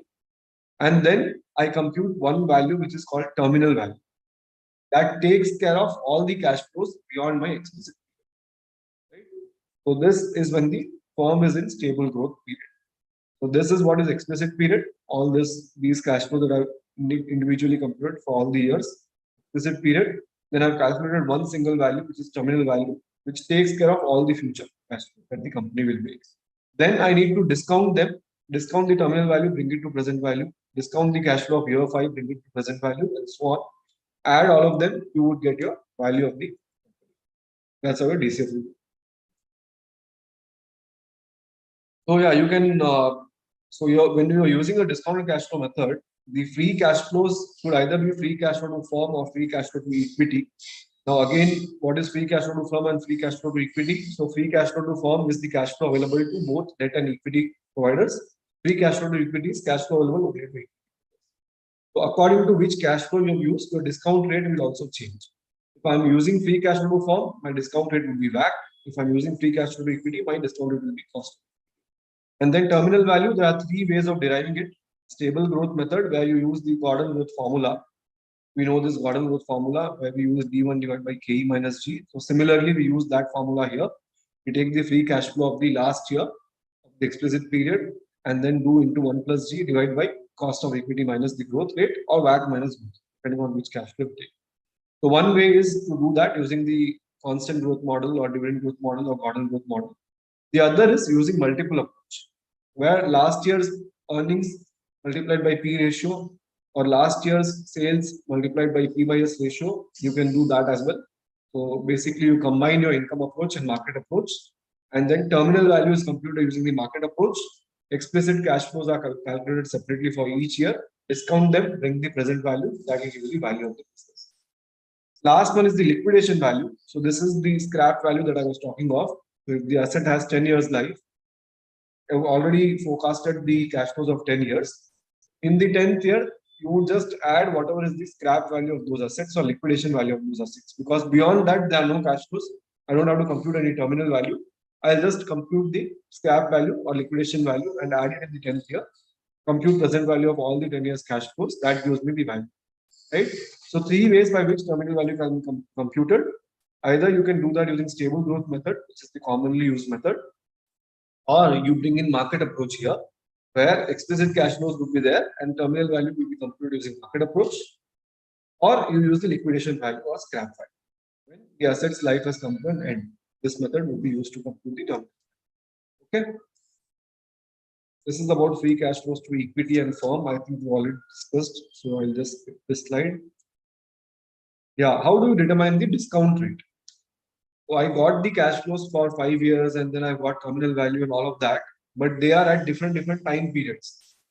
How will I calculate the value today? For that, I need the discount rate. Using that discount rate and depending on the year for which that cash flow belongs to, I can compute the present value. Right? So how is discount rate computed? You have this slide which shows how WACC can be calculated, weighted average cost of capital. So you would compute the cost of debt, you would compute the cost of equity, and then using the capital structure of the company, you can compute the WACC. So cost of debt should be taken post-tax because we get tax benefit on the interest. So whatever is my cost of debt, I should take the current rate of interest, and using the marginal rate of tax, I would compute the post-tax cost of debt, which is cost of debt here, debt cost.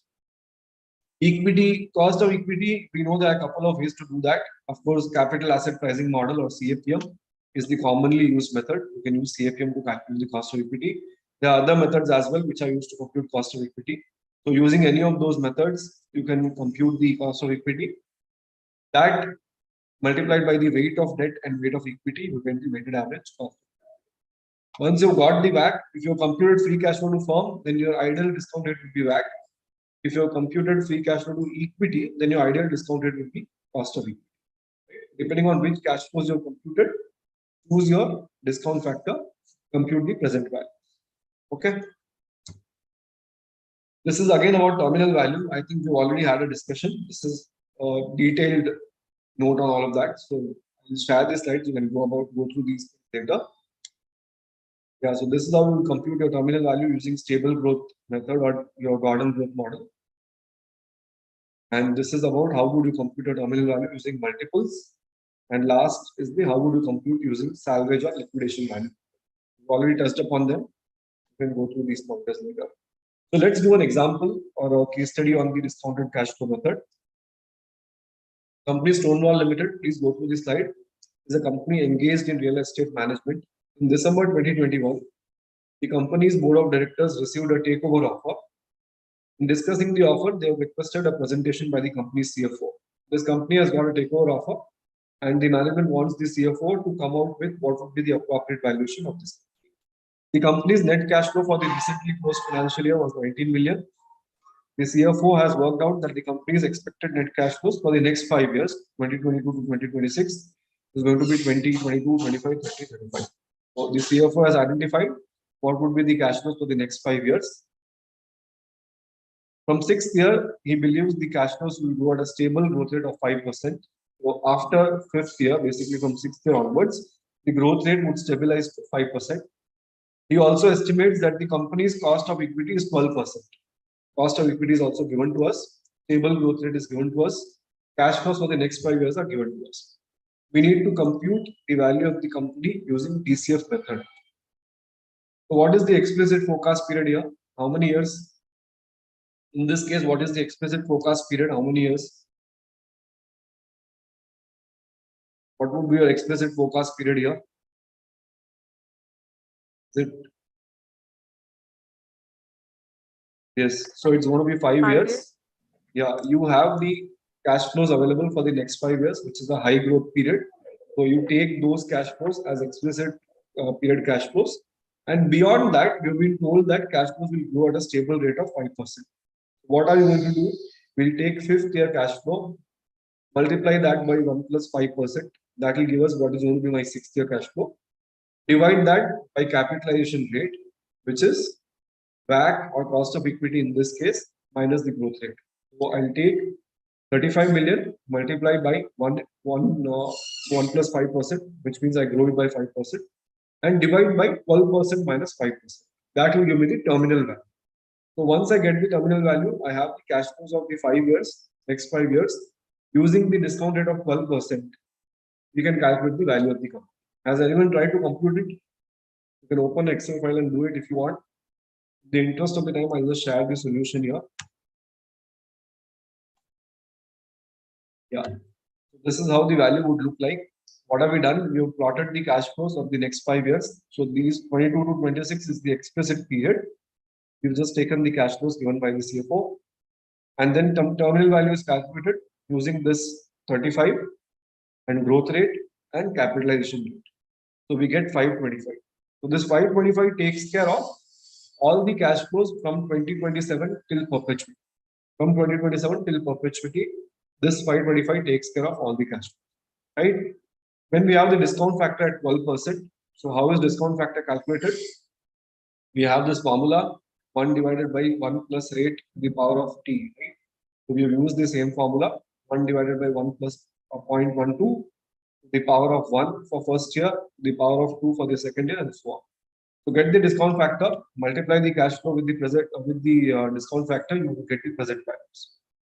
The present value of all the explicit cash flows is 92, and present value of terminal cash flow, which is 525, is 297.9. If I add both of them, I get 390, which is the value of the company. Value of the stone wall, we arrive at 390 using DCF. Any doubt in this? Any of these numbers, if you are not clear, you can let me know.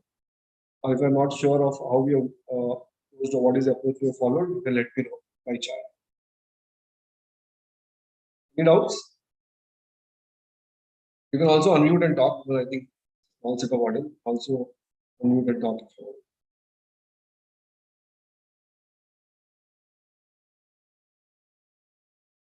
Okay, it seems to be fine. Then continuing with the same case study, one of the director, Mark, questions the company's ability to precisely forecast net cash flow. So he has this doubt that the forecast that you've given for next 5 years, they might not be precise. I'm not sure whether the CFO has the ability to do those forecasts. And hence what he says is, he suggests that the company should assume a constant growth rate of 5% to calculate the value. So he says you forget about all those explicit period and terminal value and all of that. Just assume that your cash flows from today onwards will grow at 5% forever and compute the value of the company. So then what can we do here? We can use the capitalization method, where we use this Gordon growth model. We'll take the current year cash flow, whatever is the latest cash flow available, into 1 plus G, divide by your KE minus G. That will give you the value of the. This is how it would look like. We've taken 19 million, which was the cash flow of 2021, into 1 plus 5%, which is the stable growth rate, divided by 12 minus 5%, cost of equity minus growth. That gives me a value of 285 million, which is little lower than the value we got using DCF. Okay, so this is how capitalization or earnings capitalization method works. We have taken cash flow and using the stable growth rate and cost of equity, which is the capitalization rate, you computed the value of the company, which comes to 285. Hope this is clear how the earnings capitalization method works. However, the CFO says he sticks to his stance that the valuation arrived by him using the multi-stage DCF, which was in the previous slide, is the most reliable. He argues that assuming a constant growth rate during high growth phase is not an idle assumption and would lead to undervaluation of the business. So we can see that when he is using DCF, multi-period DCF, the value was 390. And when he's using a stable growth and taking earnings capitalization, the value is only 285, difference of almost 100 million. So that's why he says he prefers the DCF method, because the next 4-5 years he predicts a high growth and then the stable growth. The earnings capitalization method would ignore that high growth period, right? So this is how our income approach would work. This is how the DCF would work, and this is the way the earnings capitalization would typically work. Any doubts in the income approach before we go to the last approach, which is cost approach?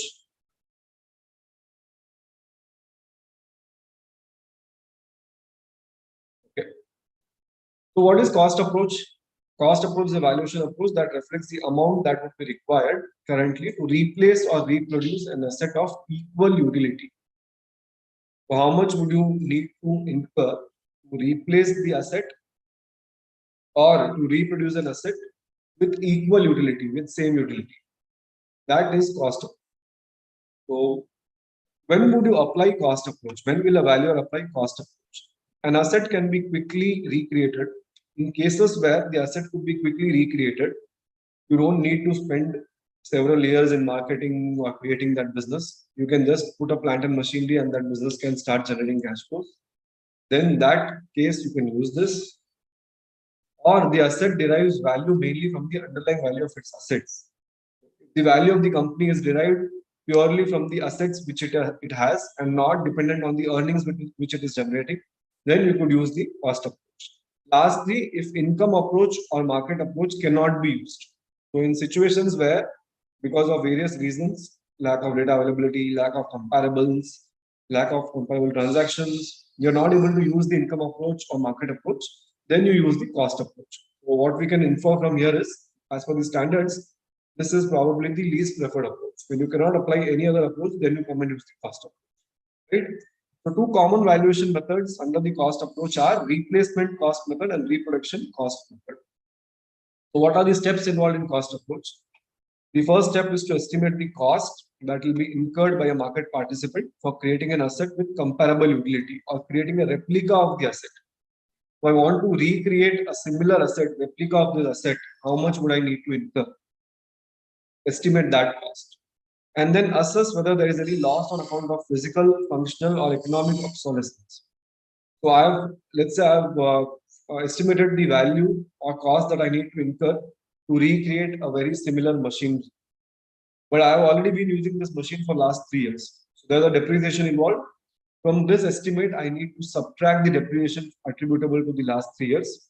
And that resultant number will be the appropriate value, right? So you use this, you figure out what is the loss on account of physical, functional, or economic obsolescence. And then from step 1, subtract step 2, you would get what is the value of the company or the asset. Adjust the obsolescence value, if any, as determined under B above from the total cost submitted under A to arrive at the value of the asset to be value. That's how your cost approach would work. First step, figure out the cost, create a replica or to replace the asset, and then see if the existing asset that we're trying to value is already having any physical, functional, or economic obsolescence. Then apply similar obsolescence to this cost which you estimated. The balance or the remaining is the cost approach. So we saw there are two common methods, reproduction cost and replacement cost. They might sound similar.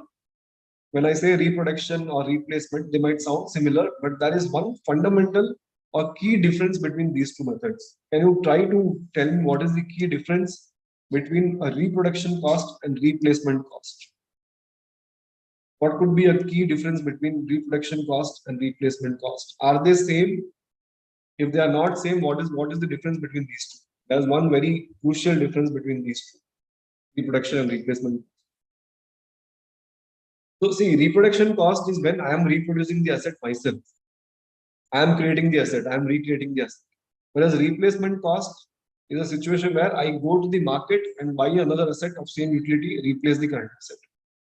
So when I reproduce something in-house, versus when I go and buy something from the market, there will be a difference between these values, right? That difference is the profit margins.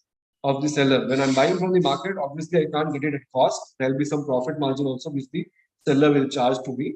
So that is the fundamental difference between the value you would get as per reproduction cost and replacement cost.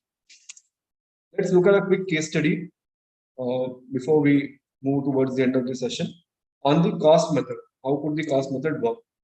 So typically, we've already discussed that cost method is the least preferred approach while you're trying to value a going concern.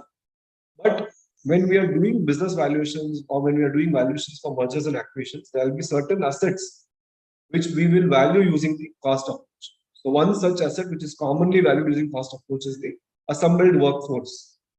There might be companies where the workforce is crucial for them. For example, IT companies again, the workforce is very crucial. Someone acquires the company, IT company, he will pay the value not only for the revenues what it is generating, but that value which is paid would also take care of the kind of workforce that the company has created. Because that is the real generator of value for those kind of companies, service providers. So how will we value assembled workforce using this replacement cost method? We'll have to factor two inputs. Assess the cost involved to recruit. That is the first factor. How much would you incur to recruit these similar employees if I want to do today? And then how much cost will be incurred to train these employees and bring them to the current level at which they are operating. So two costs, recruitment cost and training cost. So here is an example. So look at the center of this picture. You have this workforce for operations, R&D, sales and marketing, G&A. So these are the various departments. In each of these departments, these are the full-time employees, number of full-time FTEs, 630, 130, 330 and so on. Now we are trying to compute if I want to replace or recreate similar staff, similar number of similar workforce, what will be the cost I need to incur? So first and foremost, I would have to incur a recruitment cost. So we figure out that okay, for each of these set of employees, the recruitment cost as a percentage of salary is 10, 15, 20, depending on which department or which kind of staff you are going to hire. The recruitment cost will be 10% of salary, 15% of salary, even 20% of salary for some employees. So how will you compute the recruitment cost per FTE? You have the average salary, multiply that average salary with the cost to recruit, which is 10% in first operations staff. So 80 into 10% will give you 8 for every FTE. So you need to incur $8, $8,000 here for every FTE for hiring. So we have got hiring cost or recruitment cost. The other cost that we need to incur is after we recruit them, we need to train them. So how many months of training would you give them? That is called unproductive period because the employees during the training period will not perform any job. They will just be sitting and taking the training to get ready for the job. So for different employees, there is different training period. Some have 1.5 months, some have 3 months. So you compute what is the training cost per FT. So your average salary is $80,000 per year, and 1.5 months is the training period. So if using the 80,000 as the salary for full year, if I want to compute what is the salary for 1.5 months, I get $10,000. So $10,000 will be incurred to train these employees, every employee. So $8,000 will be incurred to recruit each employee. $10,000 would also be incurred additionally to train each of these employees. So put together, my replacement cost per FTE for operational staff is 18,000 per FTE. So we've got per FTE's cost, replacement cost for each of the team. Then you multiply them with the number of FTEs, you would get the total replacement cost. It comes to 29 million USD in this. So this is how you could use your replacement cost methods. A very good example of how replacement cost method is applied in practice. So we generally use it for valuing the workforce, assembled workforce, right? Any doubts up to this point? We just have one slide left. If there's any doubt, let me know. Okay, let me quickly go to this last slide. This just captures the advantages and disadvantages of each of the market-based methods. Income, what are the advantages, disadvantages of income-based methods and asset-based methods, right? So I'll not go in detail into this. I think we're already running short of time. So I would stop here. We've already discussed them in bits and pieces when we discussed each of the approaches. I would stop here, and if there are any questions, I'd be happy to take them.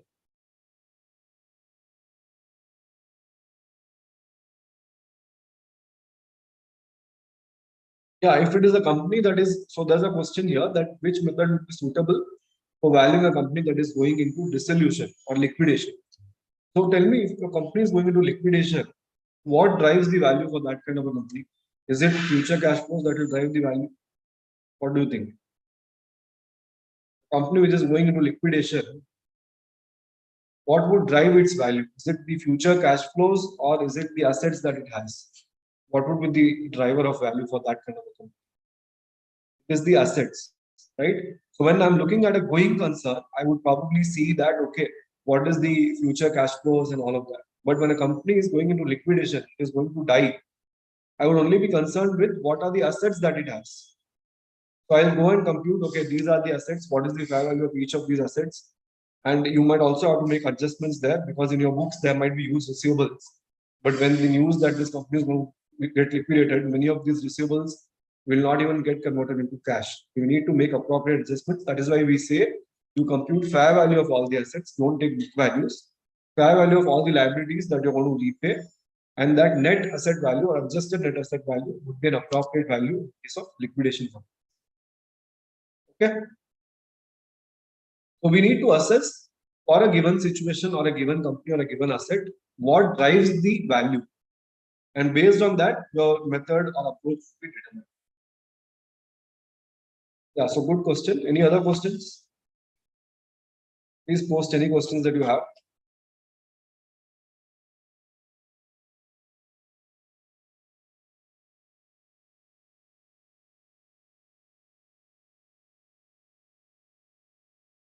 Yes, any other questions? Please post them.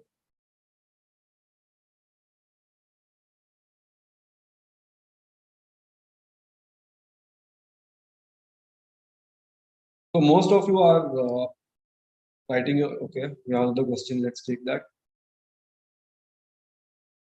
So as we said that cost approach is the least preferred, in which scenario is cost approach preferable? I think that this is something we just now discussed. So if it is a going concern, right, I would not want to use cost approach because if let's say I've set up a factory, I've set up a plant and machinery here on a going concern. Can I say that value of my business is just the value of this plant and machinery that I've put? Obviously, I'm going to get much more cash flows from this factory over from this plant and machinery which I've set up over the life of this asset.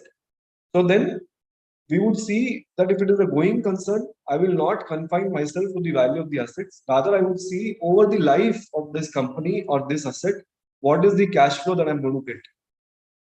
And based on that, I would value it. Whereas, if it is a company which is into liquidation, where there is no future itself, leave alone future cash flows, company is going to die now, then I would go and use cost approach. I would simply say, what is the asset which you have? What is the price at which I can sell them? What is the liability that will get knocked off against this? Difference would be your valuation, right? So in case of going concerns, we would not prefer to use cost approach because there the value is driven by the future earnings of future cash flow.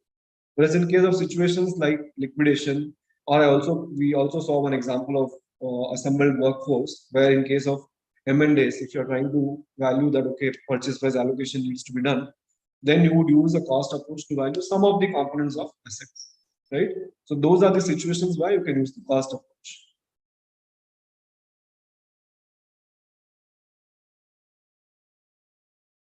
Yeah, so if the question here is, would cost approach be used to value banks? Aren't banks dependent on the book value of loans? So if you recollect from the slide where we saw various multiples which you could use to value the companies, there was one multiple called price to book ratio, right? Now that price to book ratio is typically used to value the financial companies. If you look at banks, if you look at NBFCs or any other financial companies, we would typically value them using the price to book ratios, which attributes the value to the assets which the companies have, or the loan portfolios which these companies have. So you're right, in those cases, we can say it's kind of a cost approach, but we don't do the value of each and every loan that the company has. Rather, we see what is the book value of the assets or what is the net worth of the assets, and then compare use that net worth, apply the multiple at which the other financial institutions are trading. Using that multiple, what is the value for this company, right? So it's not a cost approach, it's sort of a market approach, price to book multiple, but it assigns value on the basis of your loans portfolio. Another question which says, what are the risks associated for a CA in valuation and how should he safeguard himself?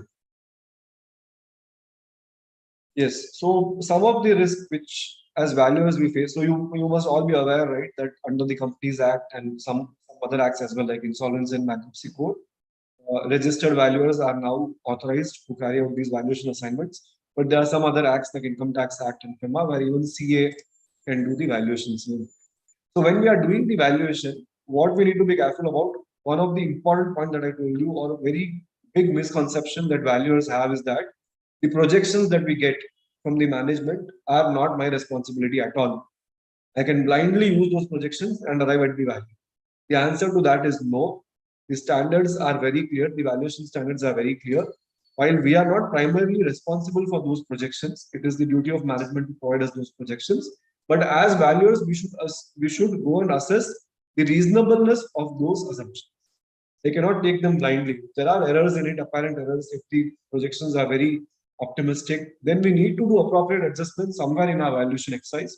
Either get the projections adjusted for it, or if not, you do appropriate adjustments in your valuation exercise. Maybe you create scenarios that the management has given us very optimistic scenario. Let me create some more scenarios. If the growth rate is not what they are assuming, if it is something less, then what would be the cash flows? What would be the value? Assign probabilities, complete weighted average, or probability weighted value.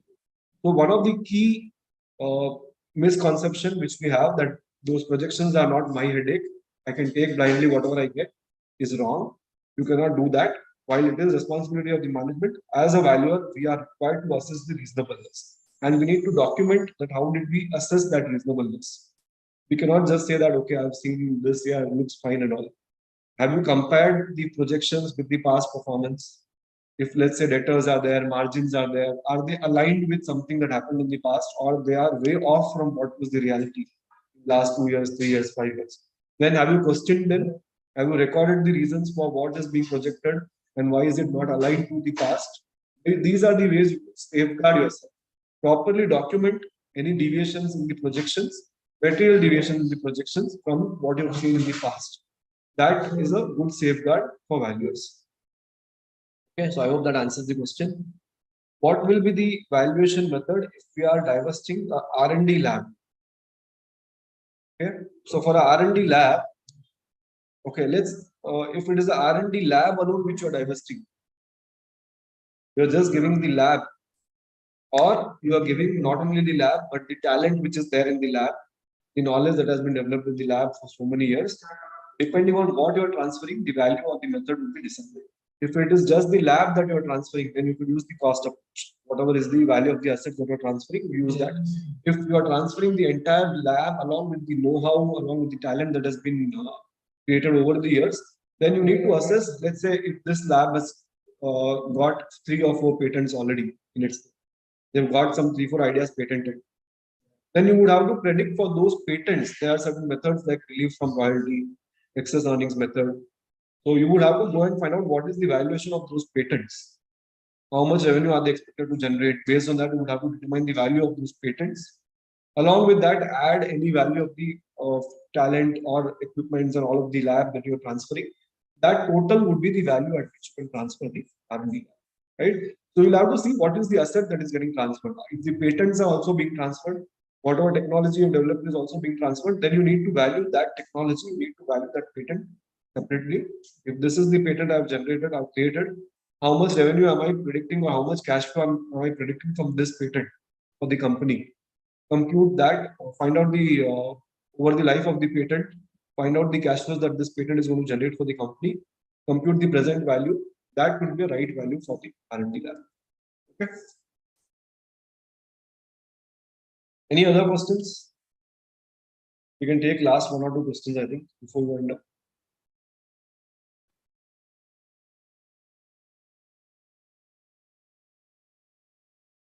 Okay, I don't see any other questions, so I think we can end the session here, this first half of the session here. Yes, sir. Thank you so much, all of you. My best wishes to each one of you. Thank you so much, sir. We had a clear understanding. It was indeed very in-depth analysis. Thank you so much. Mahata? Thank you for your valuable insights on the approaches of valuation, sir. Thank you. Now I'd like to welcome Satyanarayan Inmantram, sir, for speaking on the topic personal savings. Sir has 20 plus years experience in international, domestic, public, and private banking companies in operation, compliance, administration, and he is currently the partner in Sri Krishna Capital. He has been the branch head in Edelweiss Capital. He has been the vice president in DSB Merrill Lynch Bank of America. He has been the part-time lecturer in DG Vaishnav College in the Department of Commerce. He was certified by New York Stock Exchange, and he has been providing guest lectures at RBI, Chennai University, and colleges in Tamil Nadu since 2009. We are so glad to have you, sir. Over to your speech.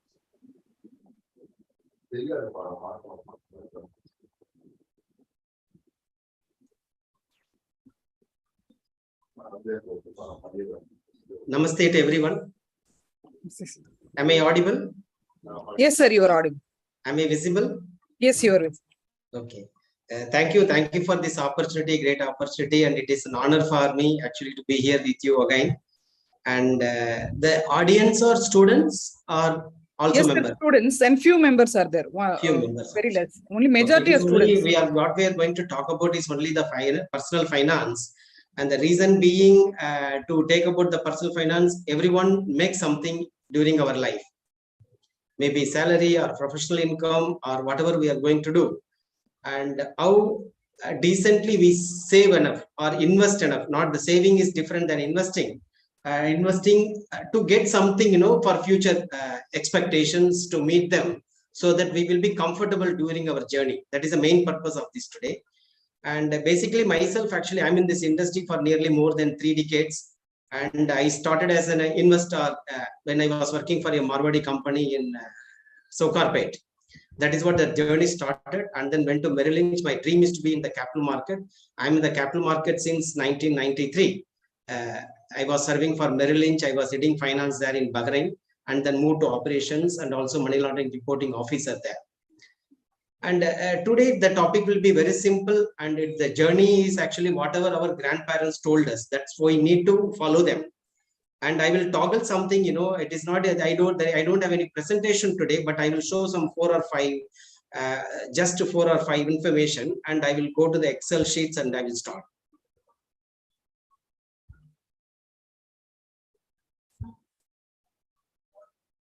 Can you allow me to share? Yes, sir. Hello? Mahata, can you please arrange? I'll just arrange, sir. Okay. Though I will start with a small thing, what one we can call Angam Galitam Palitam Mundam Dashana Vihinam Nyaktam Tundam Vriddhayadi Grihita Dhandam Tatapina Muncha Asha Pindam.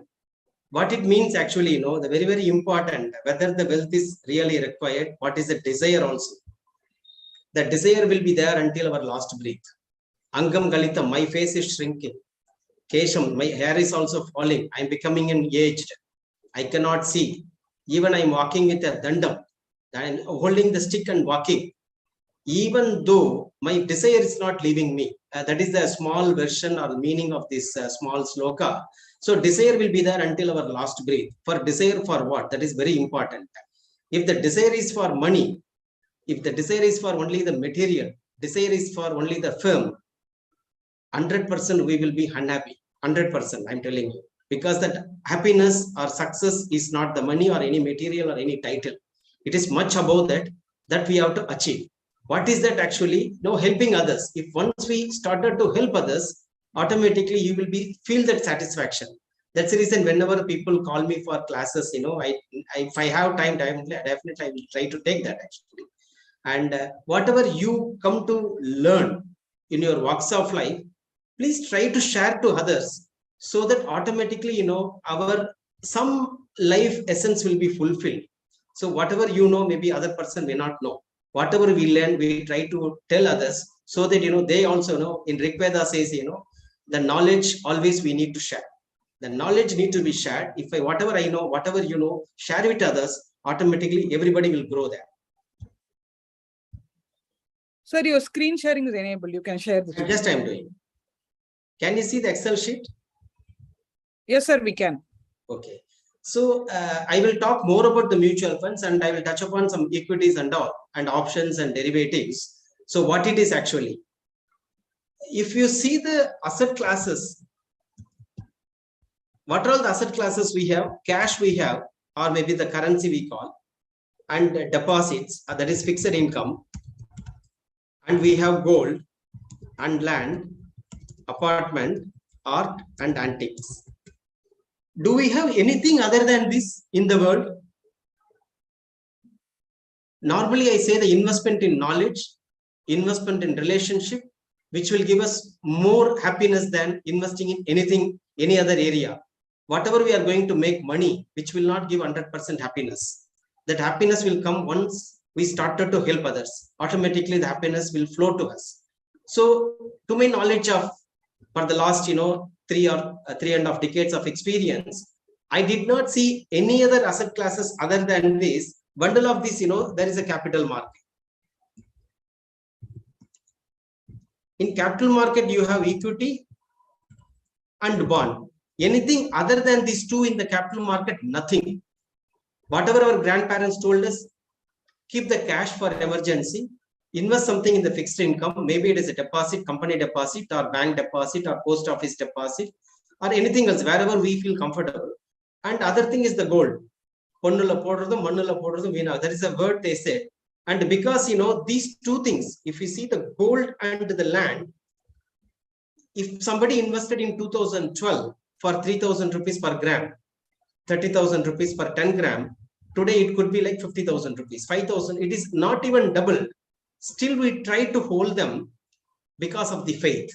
So what is deriving to create the wealth is the faith. If once you have the faith, for example, gold went to 6,000, close to 6,000, back to 4,500, today around 5,000. Still, we are happy. Even 10% fall in gold prices, we don't sell them. Instead, we try to buy them. That is what we do whenever it is gold. For example, somebody invested in 2010, probably in Tambaram, Salayu, the price of the per square feet flat could be, 5,000 rupees to 6,000 rupees per square feet. But today, 2010 versus 2022, today the prices could be between 5,000 rupees to 7,000 rupees per square feet. Same apartment, 1 square feet. Maybe somebody bought 10, 20, 30 years before, maybe the UDS they call. We try to ignore the UDS where your land is there. Tomorrow, after 40, 50, 100 years, only you can sell your land, apartment will maybe become zero. But before, you get 1.5 FSI. If you are buying for 1,000 square feet flat, you have approximately 690 or 700 square feet of UDS. Today, if you buy 2,000 square feet of apartment, you get 500 to 700. UDS came down drastically, but the price is also the same. That means what happens now, what you are going to get as a UDS, which is keep on coming down, they are going to build FSI was 1.5, become 1.75. Now even today 2.5 or 2.75 premium FSI. So automatically what is the land value or what you are going to invest is came down drastically. Still we buy them. But if you see, if I invested maybe 1 crore in 2010, today in Salayu, Tambaram, it could be like, same 1 crore or 1.2 crore if it is a new apartment. If I want to sell after 10 years, the same apartment, I can sell only for 80% or 70%. So I have to sell with loss of 20%. That is the actual situation today. Is it the same thing even the history? History also the same thing. If you see 1980 versus 83, the bull run happened, and then 83, and then it was like a little bit built, and then 93 to 2004, again the static. Nothing happened from 93 versus 2004. But 2004 to 2008 again went up. Land prices, even apartment prices. We try to chase. Anyone bought the gold when it was 700 in 94 or 2004? But people started to buy when 700 become 1,400, 2,000 they bought, and then went to 3,000. From 3,000, it was staying like same thing for 6 years. We are trying to hold the gold. We are not selling the gold. My price, what is the gold price every day? We never check that. Even land prices, anybody checking every day, putting in the Excel and checking? No, I did not see a single person who is checking the land price every day. What is the price? I invested this much, maybe 50 lakhs I invested in Tambaram or 50 lakhs invested in Avadi. What is the price today? I did not see a single person calculating CAGR for every day or every hour. But whenever it is coming to the capital market, we try to see them every minute or every second. That is where 99% of the people, they don't make money. They don't make money because chasing the prices, chasing the time, and then what happens, I bought for 100 rupees and it went up 120, people try to sell and book the profit, which is 100% wrong, I will say. It is, you have to be partner of that investment, partner of the particular company where you invest. Before investing, what needs to be considered, I will tell you.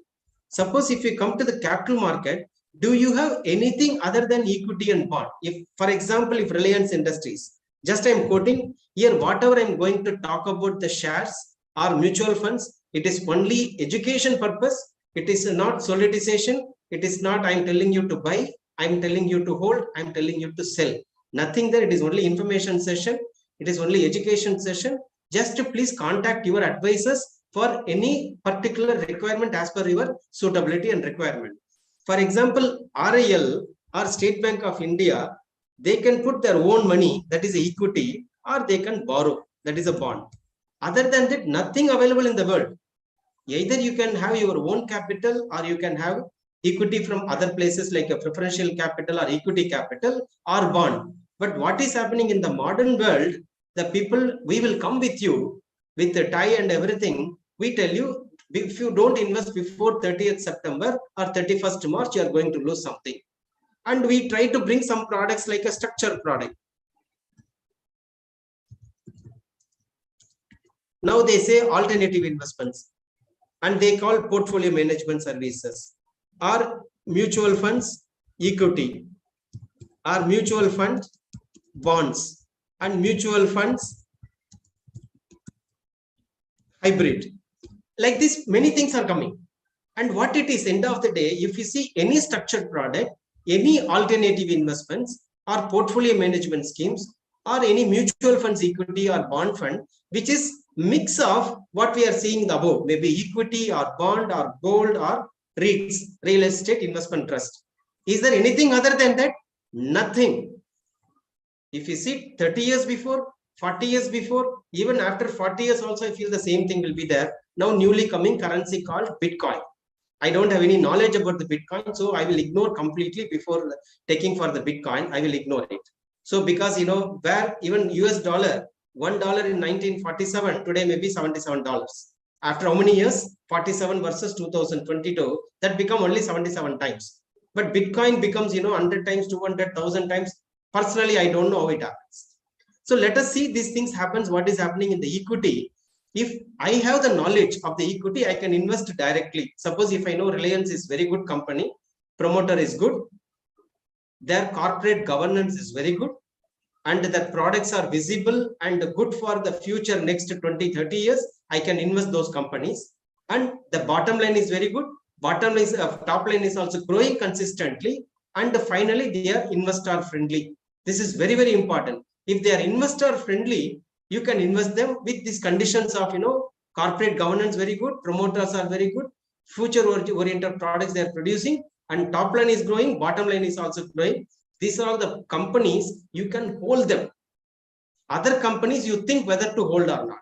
Once if they don't have the corporate governance, end of the day, even if Satya is very good, but I don't follow the rule of the land, my suggestion, don't hold the Satya Limited.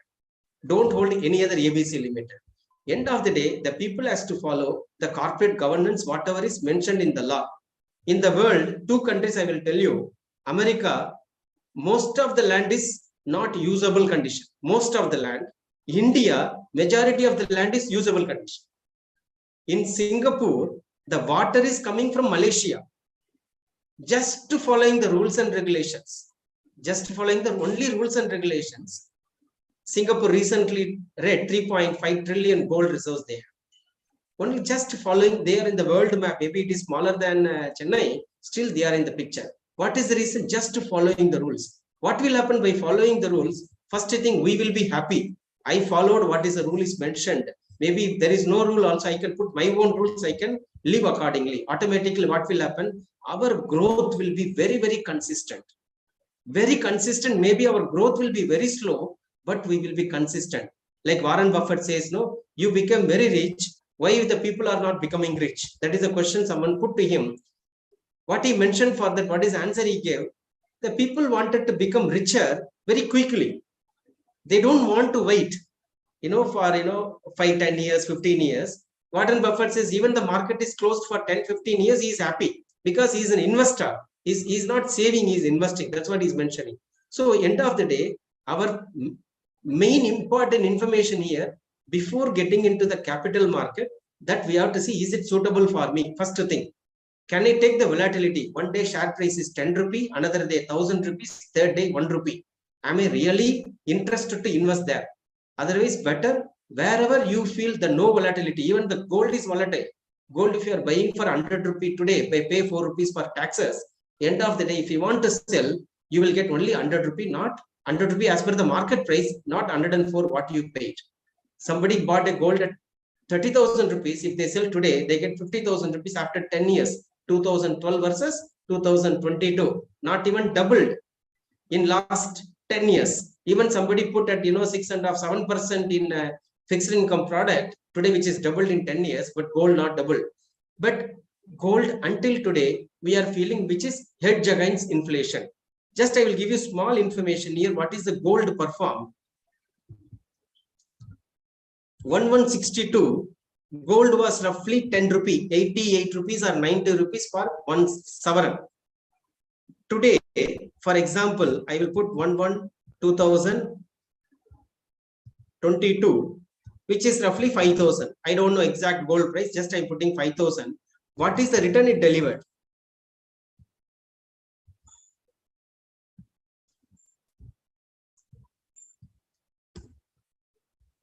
You can see the return, how much the gold delivered. This is what it delivered for the historical period. But if you see the same thing before the subprime means 11-2008, I will take for example, or 11-2007, which was approximately 1,000 rupees, approximately.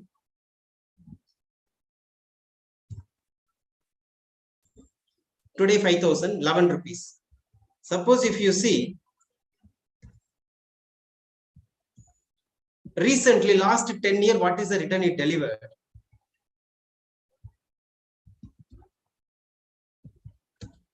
It was somewhere around 3,000 rupees, 3,200. It delivered 5%. I got only 5%.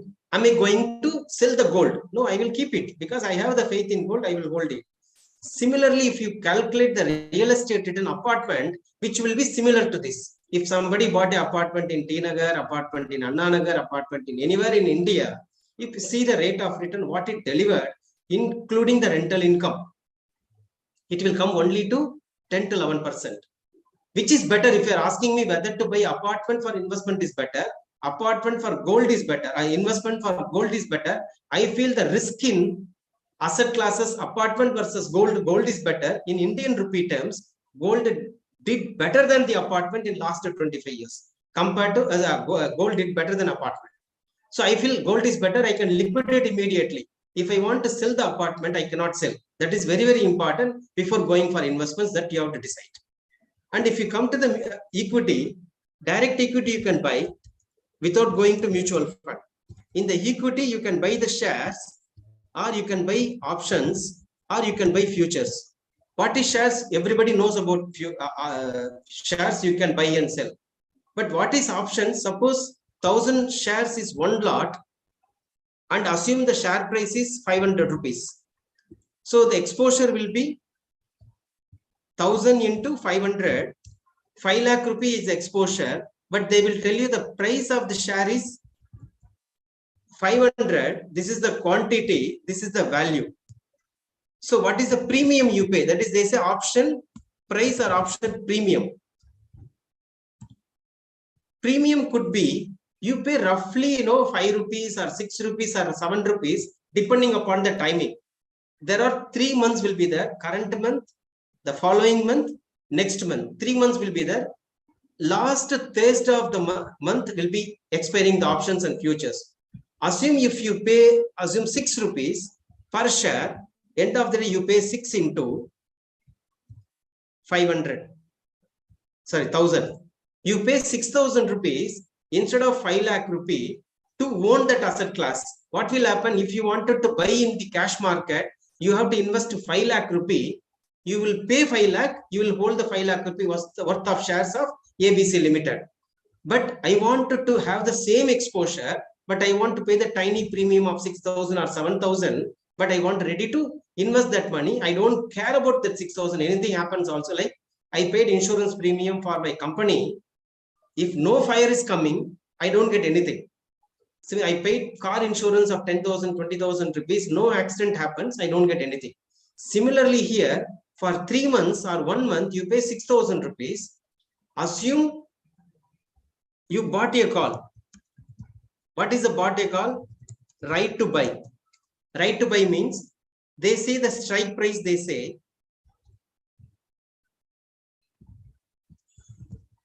strike price today 500 rupees. You are telling strike price is 550. 550, you are right to buy at 550 rupees. Today market price is 500. You paid 6 rupees. That means, what is your cost? 550 plus 6 rupees. If the share price going to 600 rupees, assume the market goes up 600, 20% share price appreciated. And how much you have to pay? You will pay only 550 to buy, right to buy at 550. That means opponent, the person who is selling, he is having an obligation to deliver.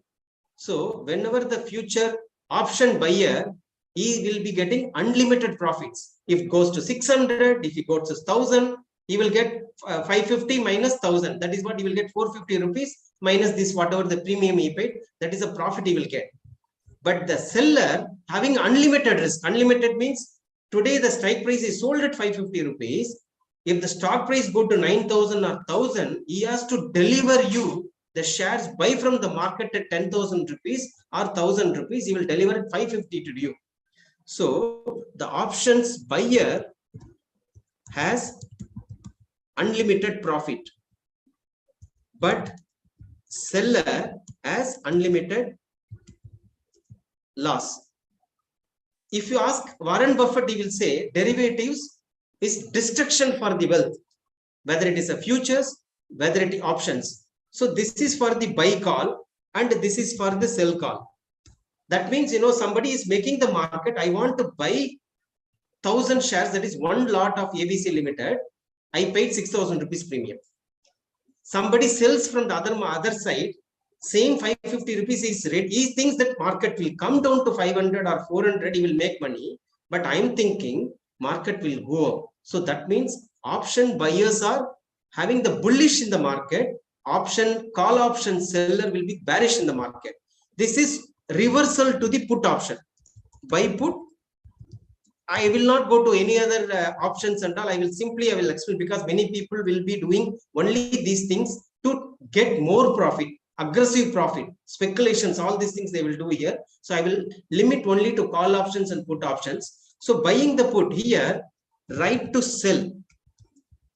The option buyers having the right to buy at 550. Here the right to sell at some price. Suppose, for example, today trading at 500. I say that right to sell at 400. I am thinking market will come down. That reason I'm buying put. But other way, the buying call is bullish. So I think market will come down. So I paid the premium of some X amount, 5 rupees or 6 rupees per share. I'm thinking the market will come down. If it comes down, I will make 1,000 rupees into whatever the difference between the strike price versus the market price. Today at 500, tomorrow it becomes 400. So I will make 100 into 1,000, I will make 1 lakh rupee if the market comes down. So here right to sell. Buyer has limited profit. Here, option seller, it is only the premium what is being, he sold it, but end of the day, right to sell means obligation to receive. Maybe tomorrow at 1,000 rupees, what will happen tomorrow at 1,000 rupees? What will happen? He will buy at 1,000 rupees. Exactly opposite to the call option. Okay, and then I will go to the futures. So what is future? Same thing, 1,000 maybe per lot, trading at 500. It is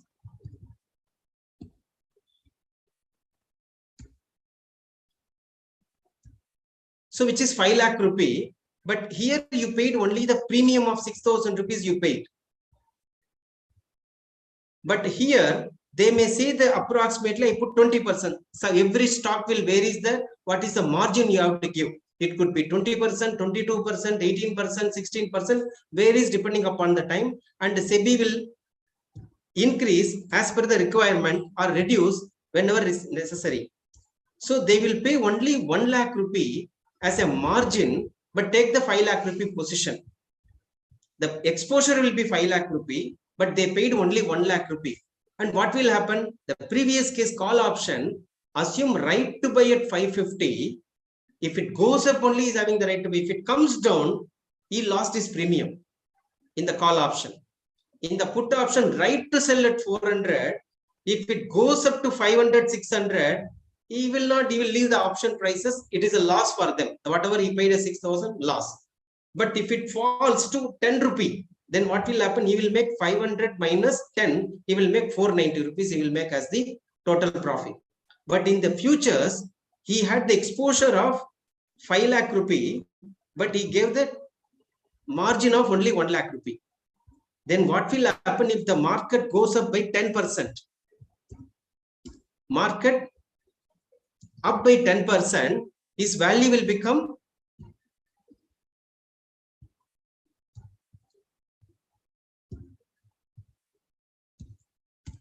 it is become 5 lakh 50. This 50,000 rupees added to his kitty now, because it went up. Whatever the margin required, they will hold. That 5 lakh 50 means he made 50,000 rupees extra money that will be added with his bank account or where he is having the trading account. Assume which is correcting by 10%.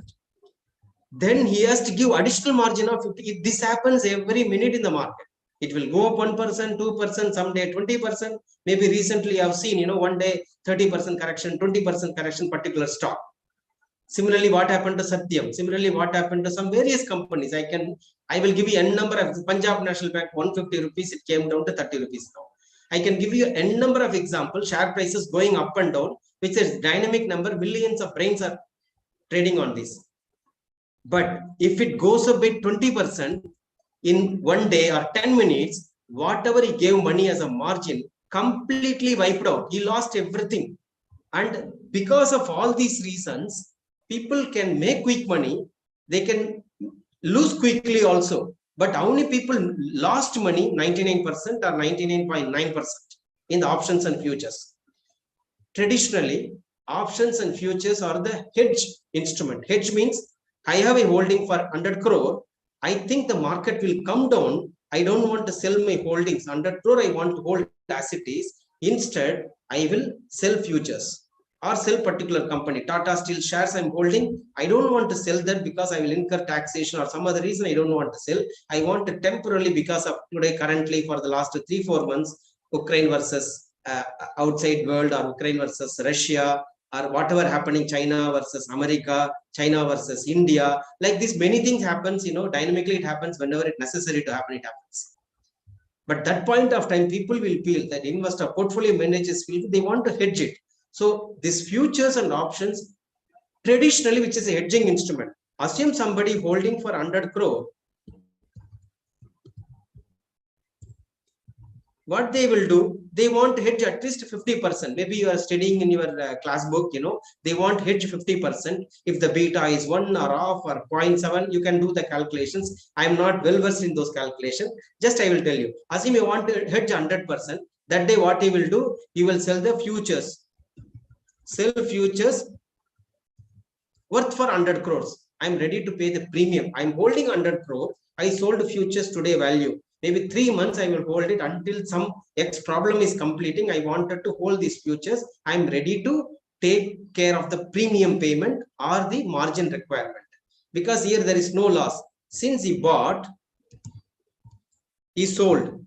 So that day he locked it everything. Whatever the gain he made for 100 crore, he locked it. Even after the selling the futures, it goes up or comes down, he's not going to lose anything beyond that price of the futures. Because of this hedging instrument, traditionally kept only that purpose. But what is happening in the market, people wanted to make quick money. They try to get into the purchase and sale of equities, or, because of that, many people are losing. So my request, please, be careful before getting into any type of making quick money. Quick money is very difficult to make. Even normally I quote, kirai, I say that dhania patti or coriander leaves.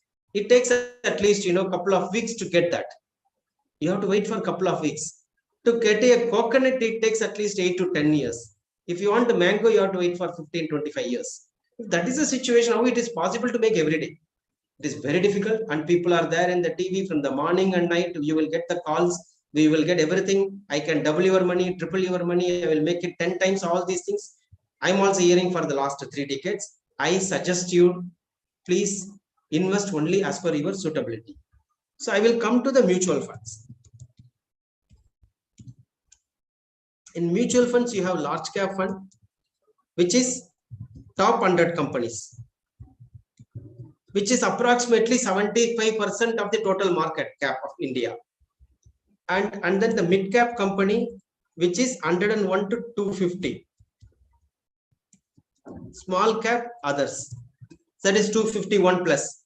All others will be. So, and if what is the world is chasing for these 100 companies only, because it is a liquidity. The one is the price is the companies are big companies, already they're settled big companies like HDFC or State Bank of India, L&T, SBI, or maybe Reliance Industries. All these the very big companies, they will come under the top 100 companies. And we have Nifty and also Sensex. Before we had many stock exchanges, Chennai Stock, Madras Stock Exchange, Ahmedabad Stock Exchange. After the Nifty is much bigger than even Sensex. Sensex started in 1885 and all, but still which is the very oldest exchange. And end of the day, Sensex was 1979, 100. Maybe I will put for, I don't know exact date, I will put only 1180, I will put, for example, 100.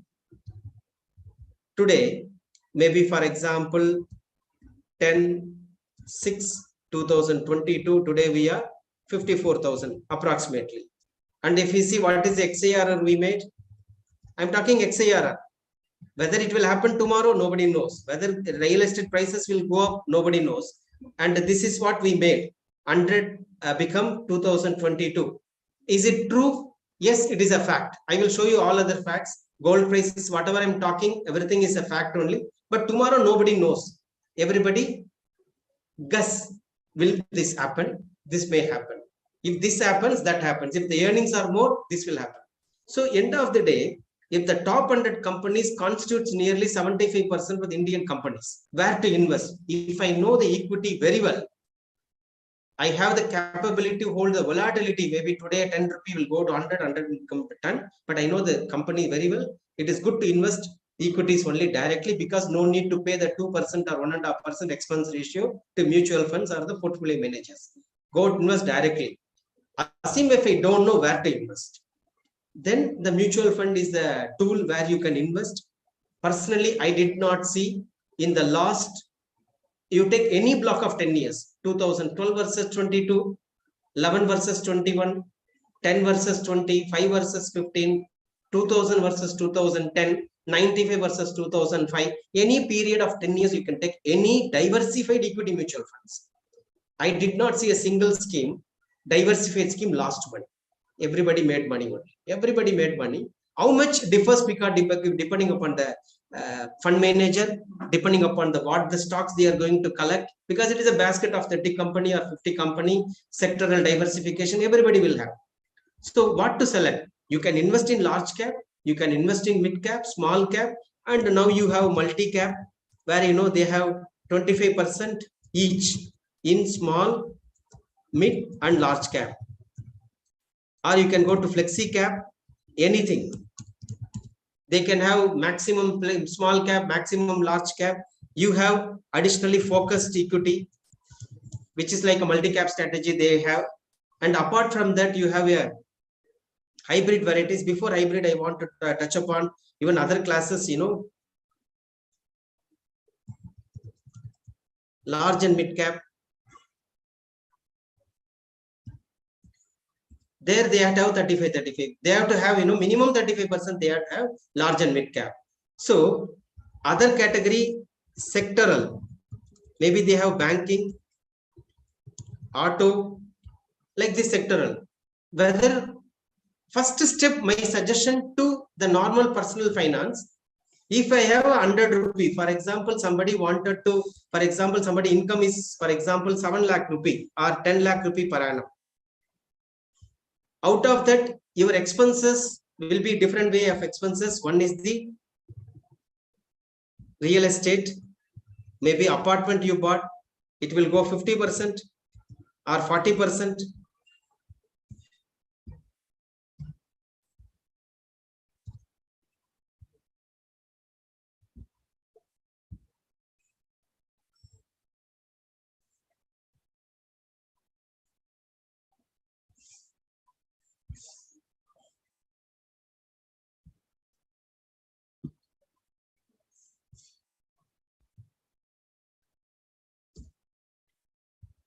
Assume your fixed income saving like PPF or EPF, it could be like approximately 10%.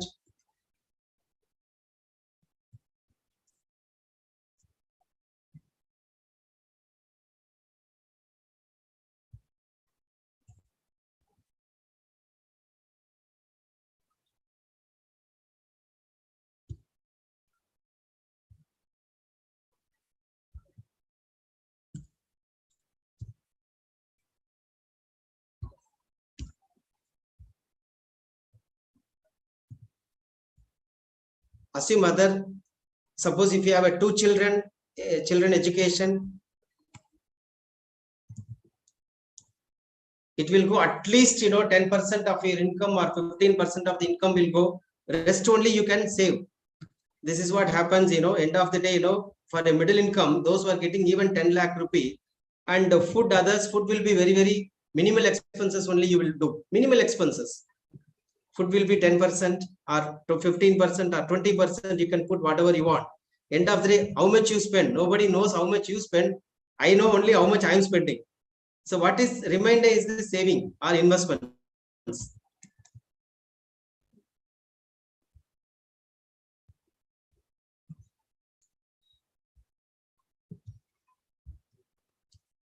So within this only we have to save. This is what normally what happens with the middle income group or a salaried class, even those who are starting the life now.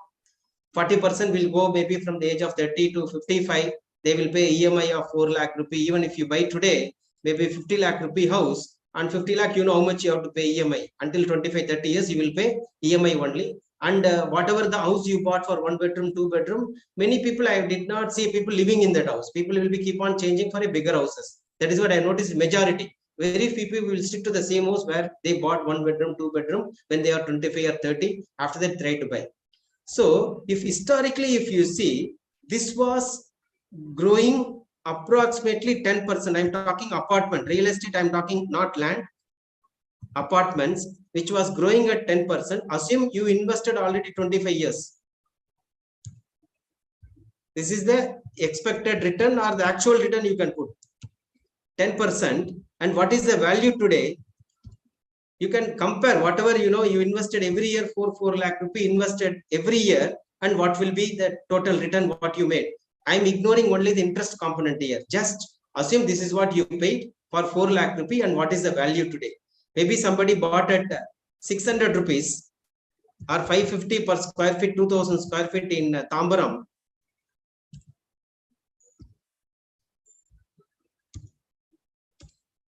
₹11 lakh they pay. Today it could be 50 lakhs or 60 lakhs. That is what they made. And what is the return they made? Only 11%. So I'm putting the same 10% return. Assume if you invested in apartment, EPF gave you, assume 9%, maybe 8 to 9% you made it. Child education, you don't make anything, it is a zero return. Food, again, you spend, you don't make anything. Assume invested in the Sensex, for example, 14%. If it is gold, means you can divide gold separately and investment separately. Gold may be 5%, investments 5%. Assumption you made that way. Assume the gold gave you 10% return and investments gave you 14%. Assume invested in the Sensex only. I will show you actual performance, what happened. Assume invested all this for 25 years, how much you should have today. Ignore the inflated income. Inflated means this year I'm getting 1 lakh. What is the next year? I will show that separately. And even if you put the static amount,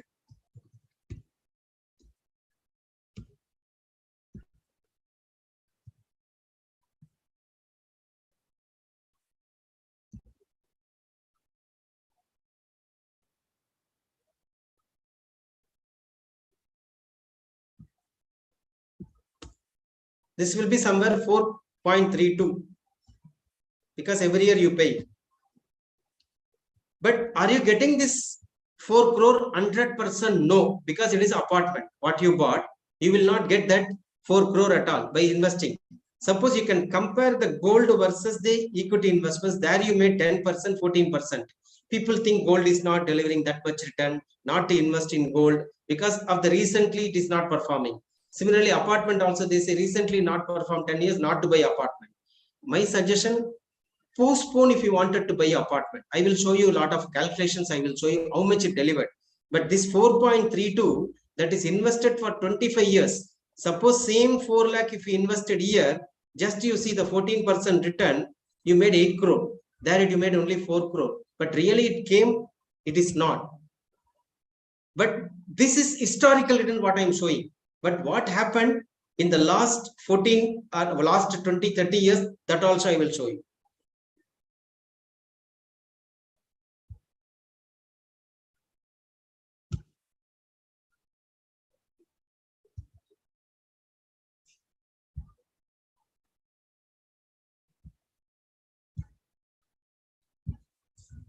Can you see this?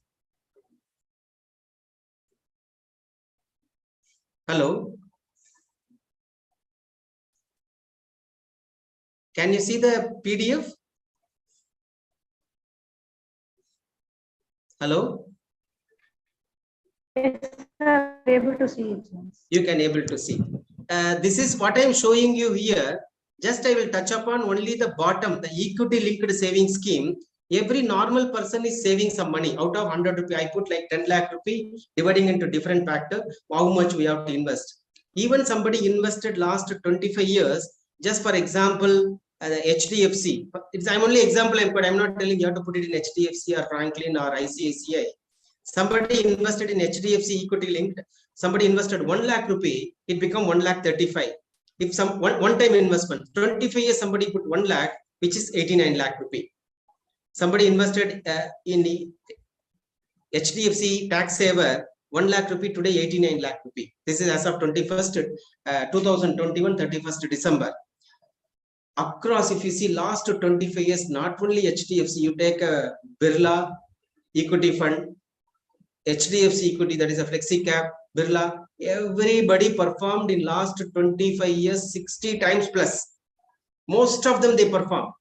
If you see like large cap, this is the large cap, what I'm talking about, Aditya Birla Frontline Equity, Axis large cap second one, and just I put the cursor. Can you see this? I'm shaking. So this is actually somebody invested in Franklin Blue Chip, one time investment 1 lakh rupee, which become 118 lakh rupee in 25 years. But how many people are holding them? Because of the volatility in the market, many people invested in the market, but they don't hold it. For example, last 1 year, market is not giving any return. What will happen? They will hold for another 6 months, another 1 year, another 2 years, and then they will see, I did not make money, I will sell. But if it comes to gold, if it comes to apartment, we don't sell. We have the faith it will come, we will hold. But whenever it comes to Capital market product, we don't hold it at all. That is the biggest thing. Assume somebody wanted to save year on year. Somebody like, I will take the same example like, HDFC, large cap, HDFC's top 100. Can you see this? I made it bigger. The cursor I'm putting here. Can you see? Hello? Hello? Please confirm. You can see. So the HDFC large cap, somebody invested for 20 years. Every year 1 lakh rupee, 1 lakh rupee, 1 lakh rupee. Last 20 years, maybe we are all putting money in PPF or EPF, maybe apartment we are buying for investments. We borrowed money also, we bought. We were paying the EMI also. You compare, you paid 1 lakh rupee every year in fixed deposit or recurring deposit. It will double only after 20 years. It will double after 20 years. Can you believe? If I say, I will show you that also. But if you see,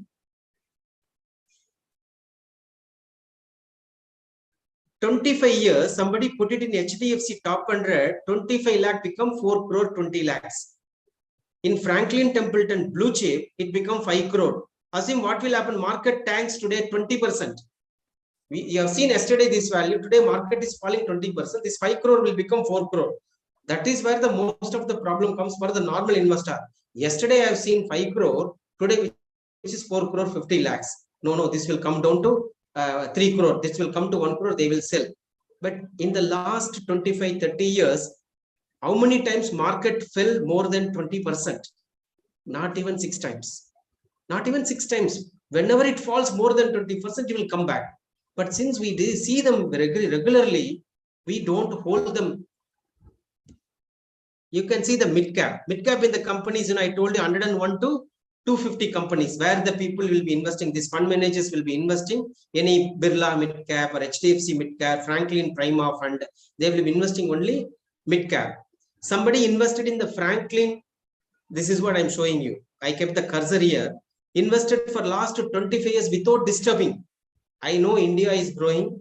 I know the fund house also. I'm monitoring them regularly. And the product is suitable to me. I want to hold it for my retirement. I want to hold it for my daughter's wedding after 20 years. My daughter age is today 1 year. I want to put some small amount. India is growing. I want to grow with these best companies. So since I don't know the company, I want to invest to the mutual fund. Like that, if somebody invested for 25 years in Franklin Prima fund, which is a mid cap, which was 7.8 crores, 25 lakh becomes 7.8 crore from which period? 96 versus 2021. The same in Nippon Growth Fund, that is Anil Ambani company, not good.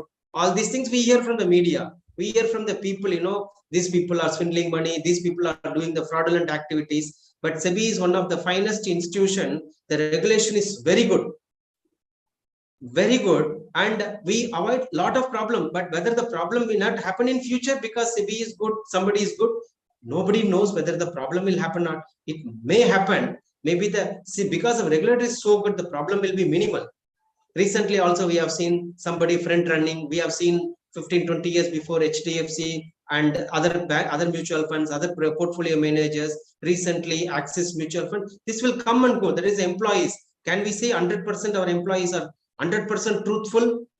If you ask anyone, answer will be, we don't know. So the problem may happen, and how to take care of those problems, how to protect our portfolio, that is very important. Whether mid cap gave you the majority return, I want to invest everything in mid cap, that is also wrong. Have the asset allocation. I want to put it EPF or VPF some X amount. I want to put it in PPF X amount because tax free. I have seen people are holding bank FD, no PPF, but instead they can put it in PPF. PPF, you are getting a tax free return of 8%, around 8%.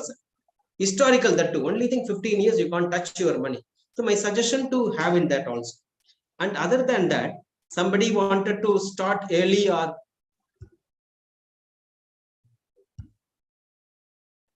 this is my favorite for the students. I want to show this to you. Somebody started early, somebody started late. Assume somebody are having a fixed income or a lump sum, they have 25 lakh rupee. They wanted to invest today or maybe invested at age of 25. They are waiting up to 60. Assume market delivered 15% return. He will have 33 crores because he started at the age of 25. Somebody starting at the age of 35, he put the same amount of 25 lakh rupee today, which is 8 crore. What is the reason? I lost 10 years because I started late. After 10 years, maybe A started at 25 age, I started at 35, I will get only 8 crore. Here, as Warren Buffett says, the compound interest 1 plus R power N, that is P into. Many people will ignore the N. We want to focus only on R. When you focus only on R, kitna milta, how much I get? That is where the most of the problem. Just focus on the N, how many years I can hold. This is the, I'm partnering with that particular mutual fund, I'm partnering with the particular company, I'm investor and I want to regularly monitor and I want to be there. Then you will make money. Somebody wanted to invest year on year. Every year I want to put 1 lakh. I don't have the lump sum. I want to start an SIP, systematic investment. If somebody started at the age of 25, he put for 35 years 1 lakh, 1 lakh, 1 lakh at the rate of 15%, 10 crore. If somebody starting at the age of 35, he will make only 2 crore. So my suggestion here, start early. Your retirement check supposed to be from the first month of your salary. That is what I will always tell them. And even if you know you can save in a very faithful, decent way in the capital market through mutual funds, and you know very well that and 1 bedroom, 2 bedroom, you will not live, you keep on moving the places also because the living place or employment is changing frequently, then my suggestion, don't buy apartment through EMI especially. Because whatever you pay 6%, 7%, 10% interest, which is fixed, you don't know what is the income you are going to get out of your investments. So you are postponed, even if you put it in hybrid schemes. The hybrid schemes means, I'm not talking about 100% equity. Here I'm talking about only the hybrid schemes. Like Aditya Birla Equity 95. They started in 1995. The 10 rupee NAV is today 1000 rupees. Today means, recently. Maybe it is like a 10% plus or minus. Somebody invested for last 20 years, that 1 lakh, 1 lakh, 1 lakh become 1.2 in Aditya Birla, DSP 1.27, ICICI 1.3. You see, what is the variations? The people will be moving from one scheme to other schemes very frequently. I don't know why. It will take at least 5 to 10 years to understand which fund is performing, what is the fund managers do, what is the fund house is doing. But if you see last 10 years, Aditya Birla Hybrid 20, Canara 23, DSP 23, HDFC 19, ICICI 25, Nippon 18, SBI, all are around 20 to 23. But people want, no, this guy performed 25. I will sell this, put it in ICICI. Next year, DSP is performing. I will sell ICICI, put it. So those who are chasing that 5-star rating, they did not make money at all. Like stay invested in a single reasonable fund house. I'm not telling A or B or C. If you know the fund house is having the process, that fund managers are, acceptable to your standard, then stay with them. Then you make this type of, otherwise what will happen? You bought for 10 lakh, sold at 20, you are investing at 20. Your cost will become 20. Again, you will be chasing 20 did not become 40. Maybe another fund become 40. I will sell this and buy that fund. They made lesser return than those who are stay invested in a single fund. Because timing is very difficult. It is not that easy to, time the market. It is very difficult to time the market. Any questions you can ask me.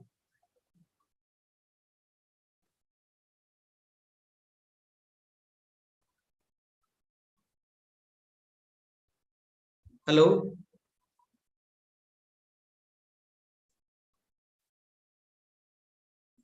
Hello. You can also use the chat box. Okay, it is there in the chat box. 1 second.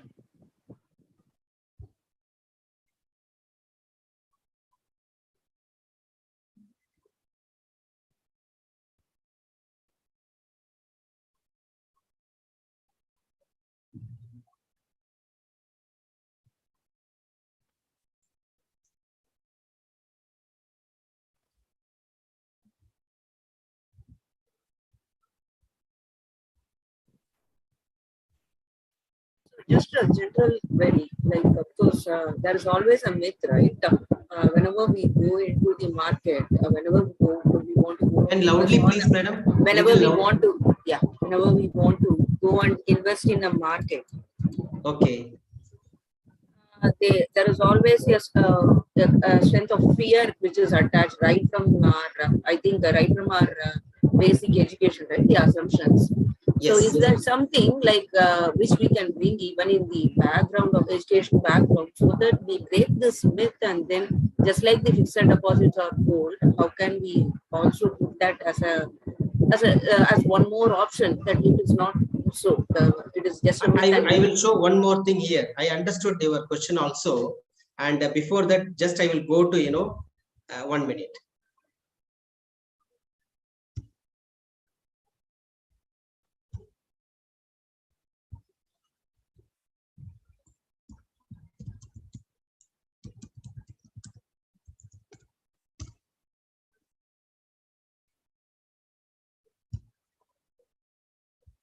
I want to show you bond fund.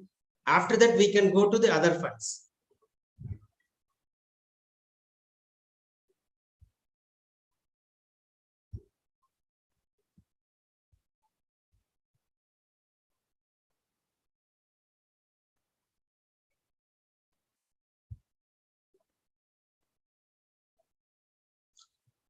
Somebody wanted to invest in the,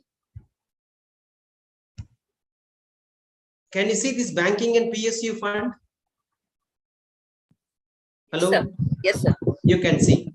Suppose assume you have a money to want to invest in the bank as a fixed deposit. That is also some small investments what we want to make, maybe 10 lakh rupee or 50 lakh rupee. I want to invest for 3 years or 5 years or 10 years, I will invest. At the same time, there is a banking and PSU fund is there, but which is not known to the people. That is the biggest thing, which is not known. If I ask you, which deposit is safer, which is deposit with the Indian bank or deposit with Yes Bank or deposit with the State Bank of India, which bank is safer? Deposit with State Bank. Deposit State Bank is safer. Okay, I agree with you. Why Indian Bank or Yes Bank is not safer?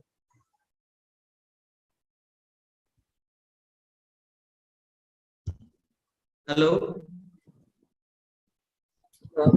Yes, because Bank we is feel, not. we feel that it is a State Bank of India public sector, which is the largest bank, and the chances of failure is maybe not there. We believe SBI is safer. We will put the money into the State Bank of India for 2 years deposit or 1 year deposit or 5 years deposit. Assume you put for 5 year deposit, they guaranteed you, that is a State Bank is giving a guarantee, not the government of India. I will pay you 6% for 5 years. If you want to break it in third month, will you get 5% or 6%? How much you get? Maybe whatever the 3 months deposit rate minus 1%, they will give you pro rata for 3 months. That is a difference. And assume anything happens to bank, like what happened in US in the subprime time, hundreds of banks collapsed. You can go and search in the search engines. You can see how many banks are collapsed.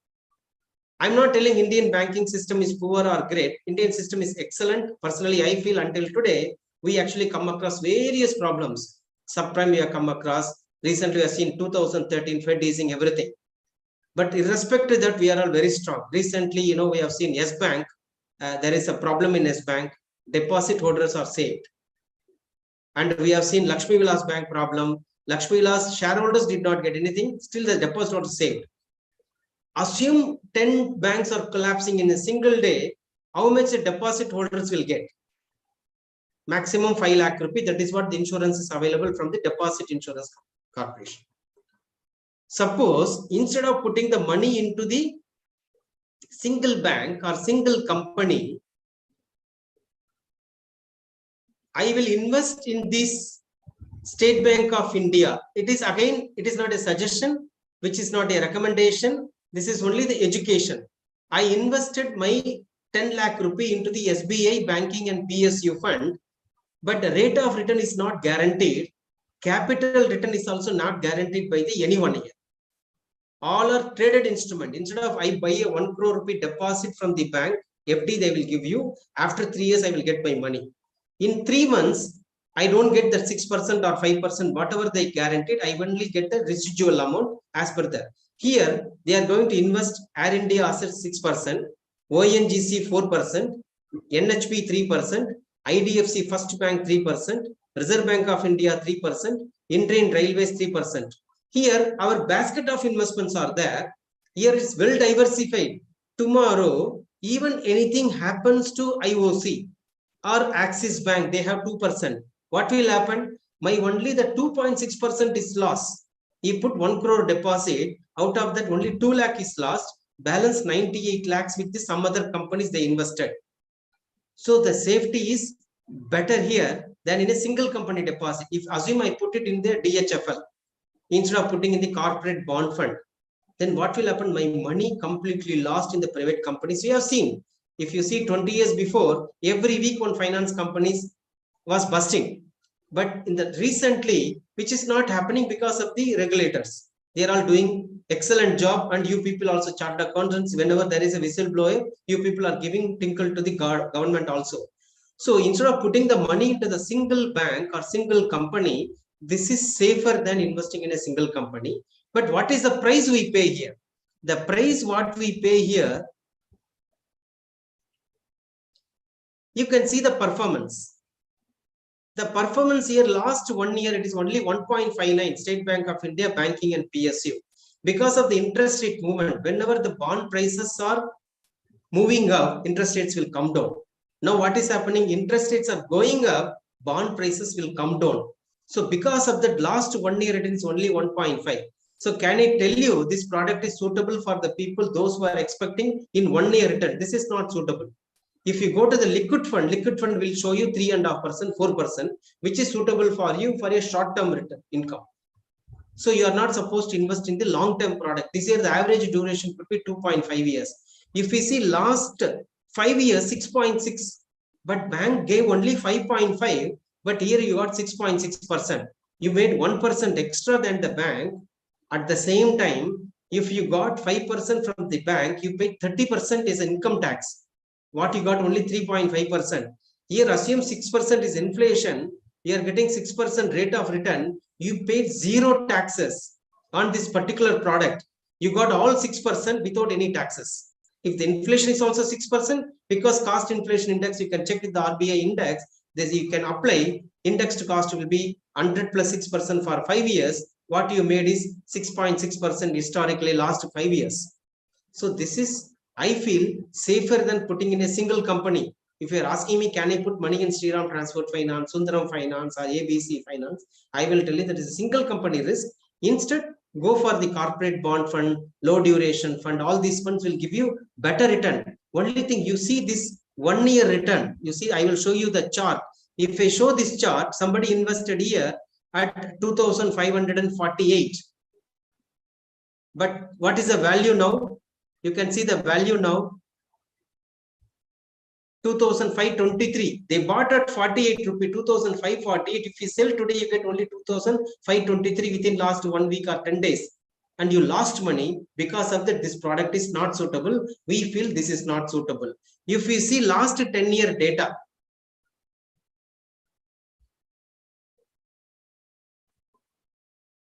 you can see, then you feel acceptance will come. I want to show you that because this is volatile, because this is traded instrument. Your fixed deposit is not traded, but this is traded instrument. If you see last 10-year data, it is like you made nearly 7.6% return. Even inflation is 6%. On 1.6, you pay only 20% income tax. That means 7.2 or 7.1 you will get post-tax, which is not a small return. Keeping more safer product, just it is traded in the market. There is a rubber stamp. All investments are subject to market risk. By reading that, we don't invest. But most of the HNIs will invest here. And coming to the equity also, I will show you only one scheme. Some schemes I will show you. Maybe HDFC or UTI. I will show you UTI.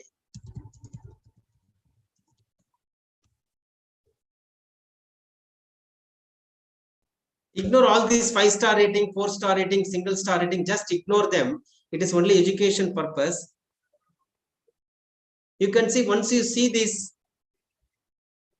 chart, nobody will invest. It was like, 2,734, the price. Today is 2023. They lost nearly close to 15-20%. They lost. By seeing this, maybe somebody bought it here, they're selling it here, they lost 15%. But if you see like a 10-year data,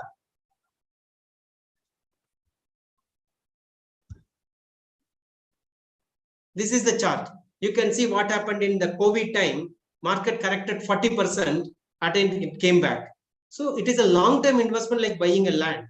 If you have a time to invest for 10 years, then you have to get into the equity market. Otherwise, my suggestion not to get into the equity market at all.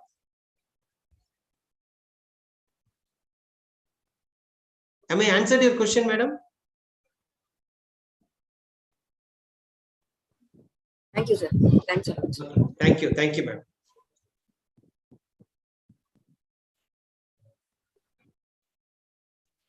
Can you give the vote of thanks? Vote of thanks.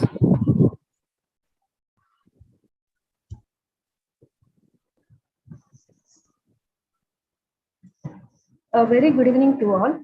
It gives me an immense pleasure to deliver vote of thanks for the seminar and valuations. I would thank you, our speakers, CA Sandip Katori sir, Satya Yanmantram sir, for sharing their knowledge and enlightened us on methods of valuation and personal savings and investments, how to invest and to invest in bonds.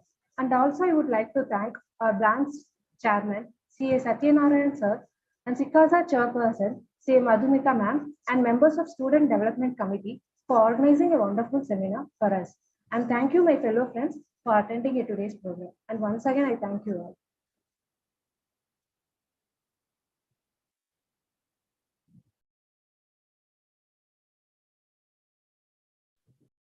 Thank you, sir. Thanks a lot.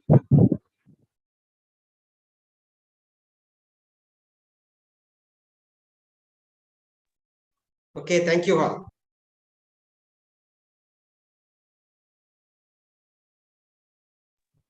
Thank you, sir.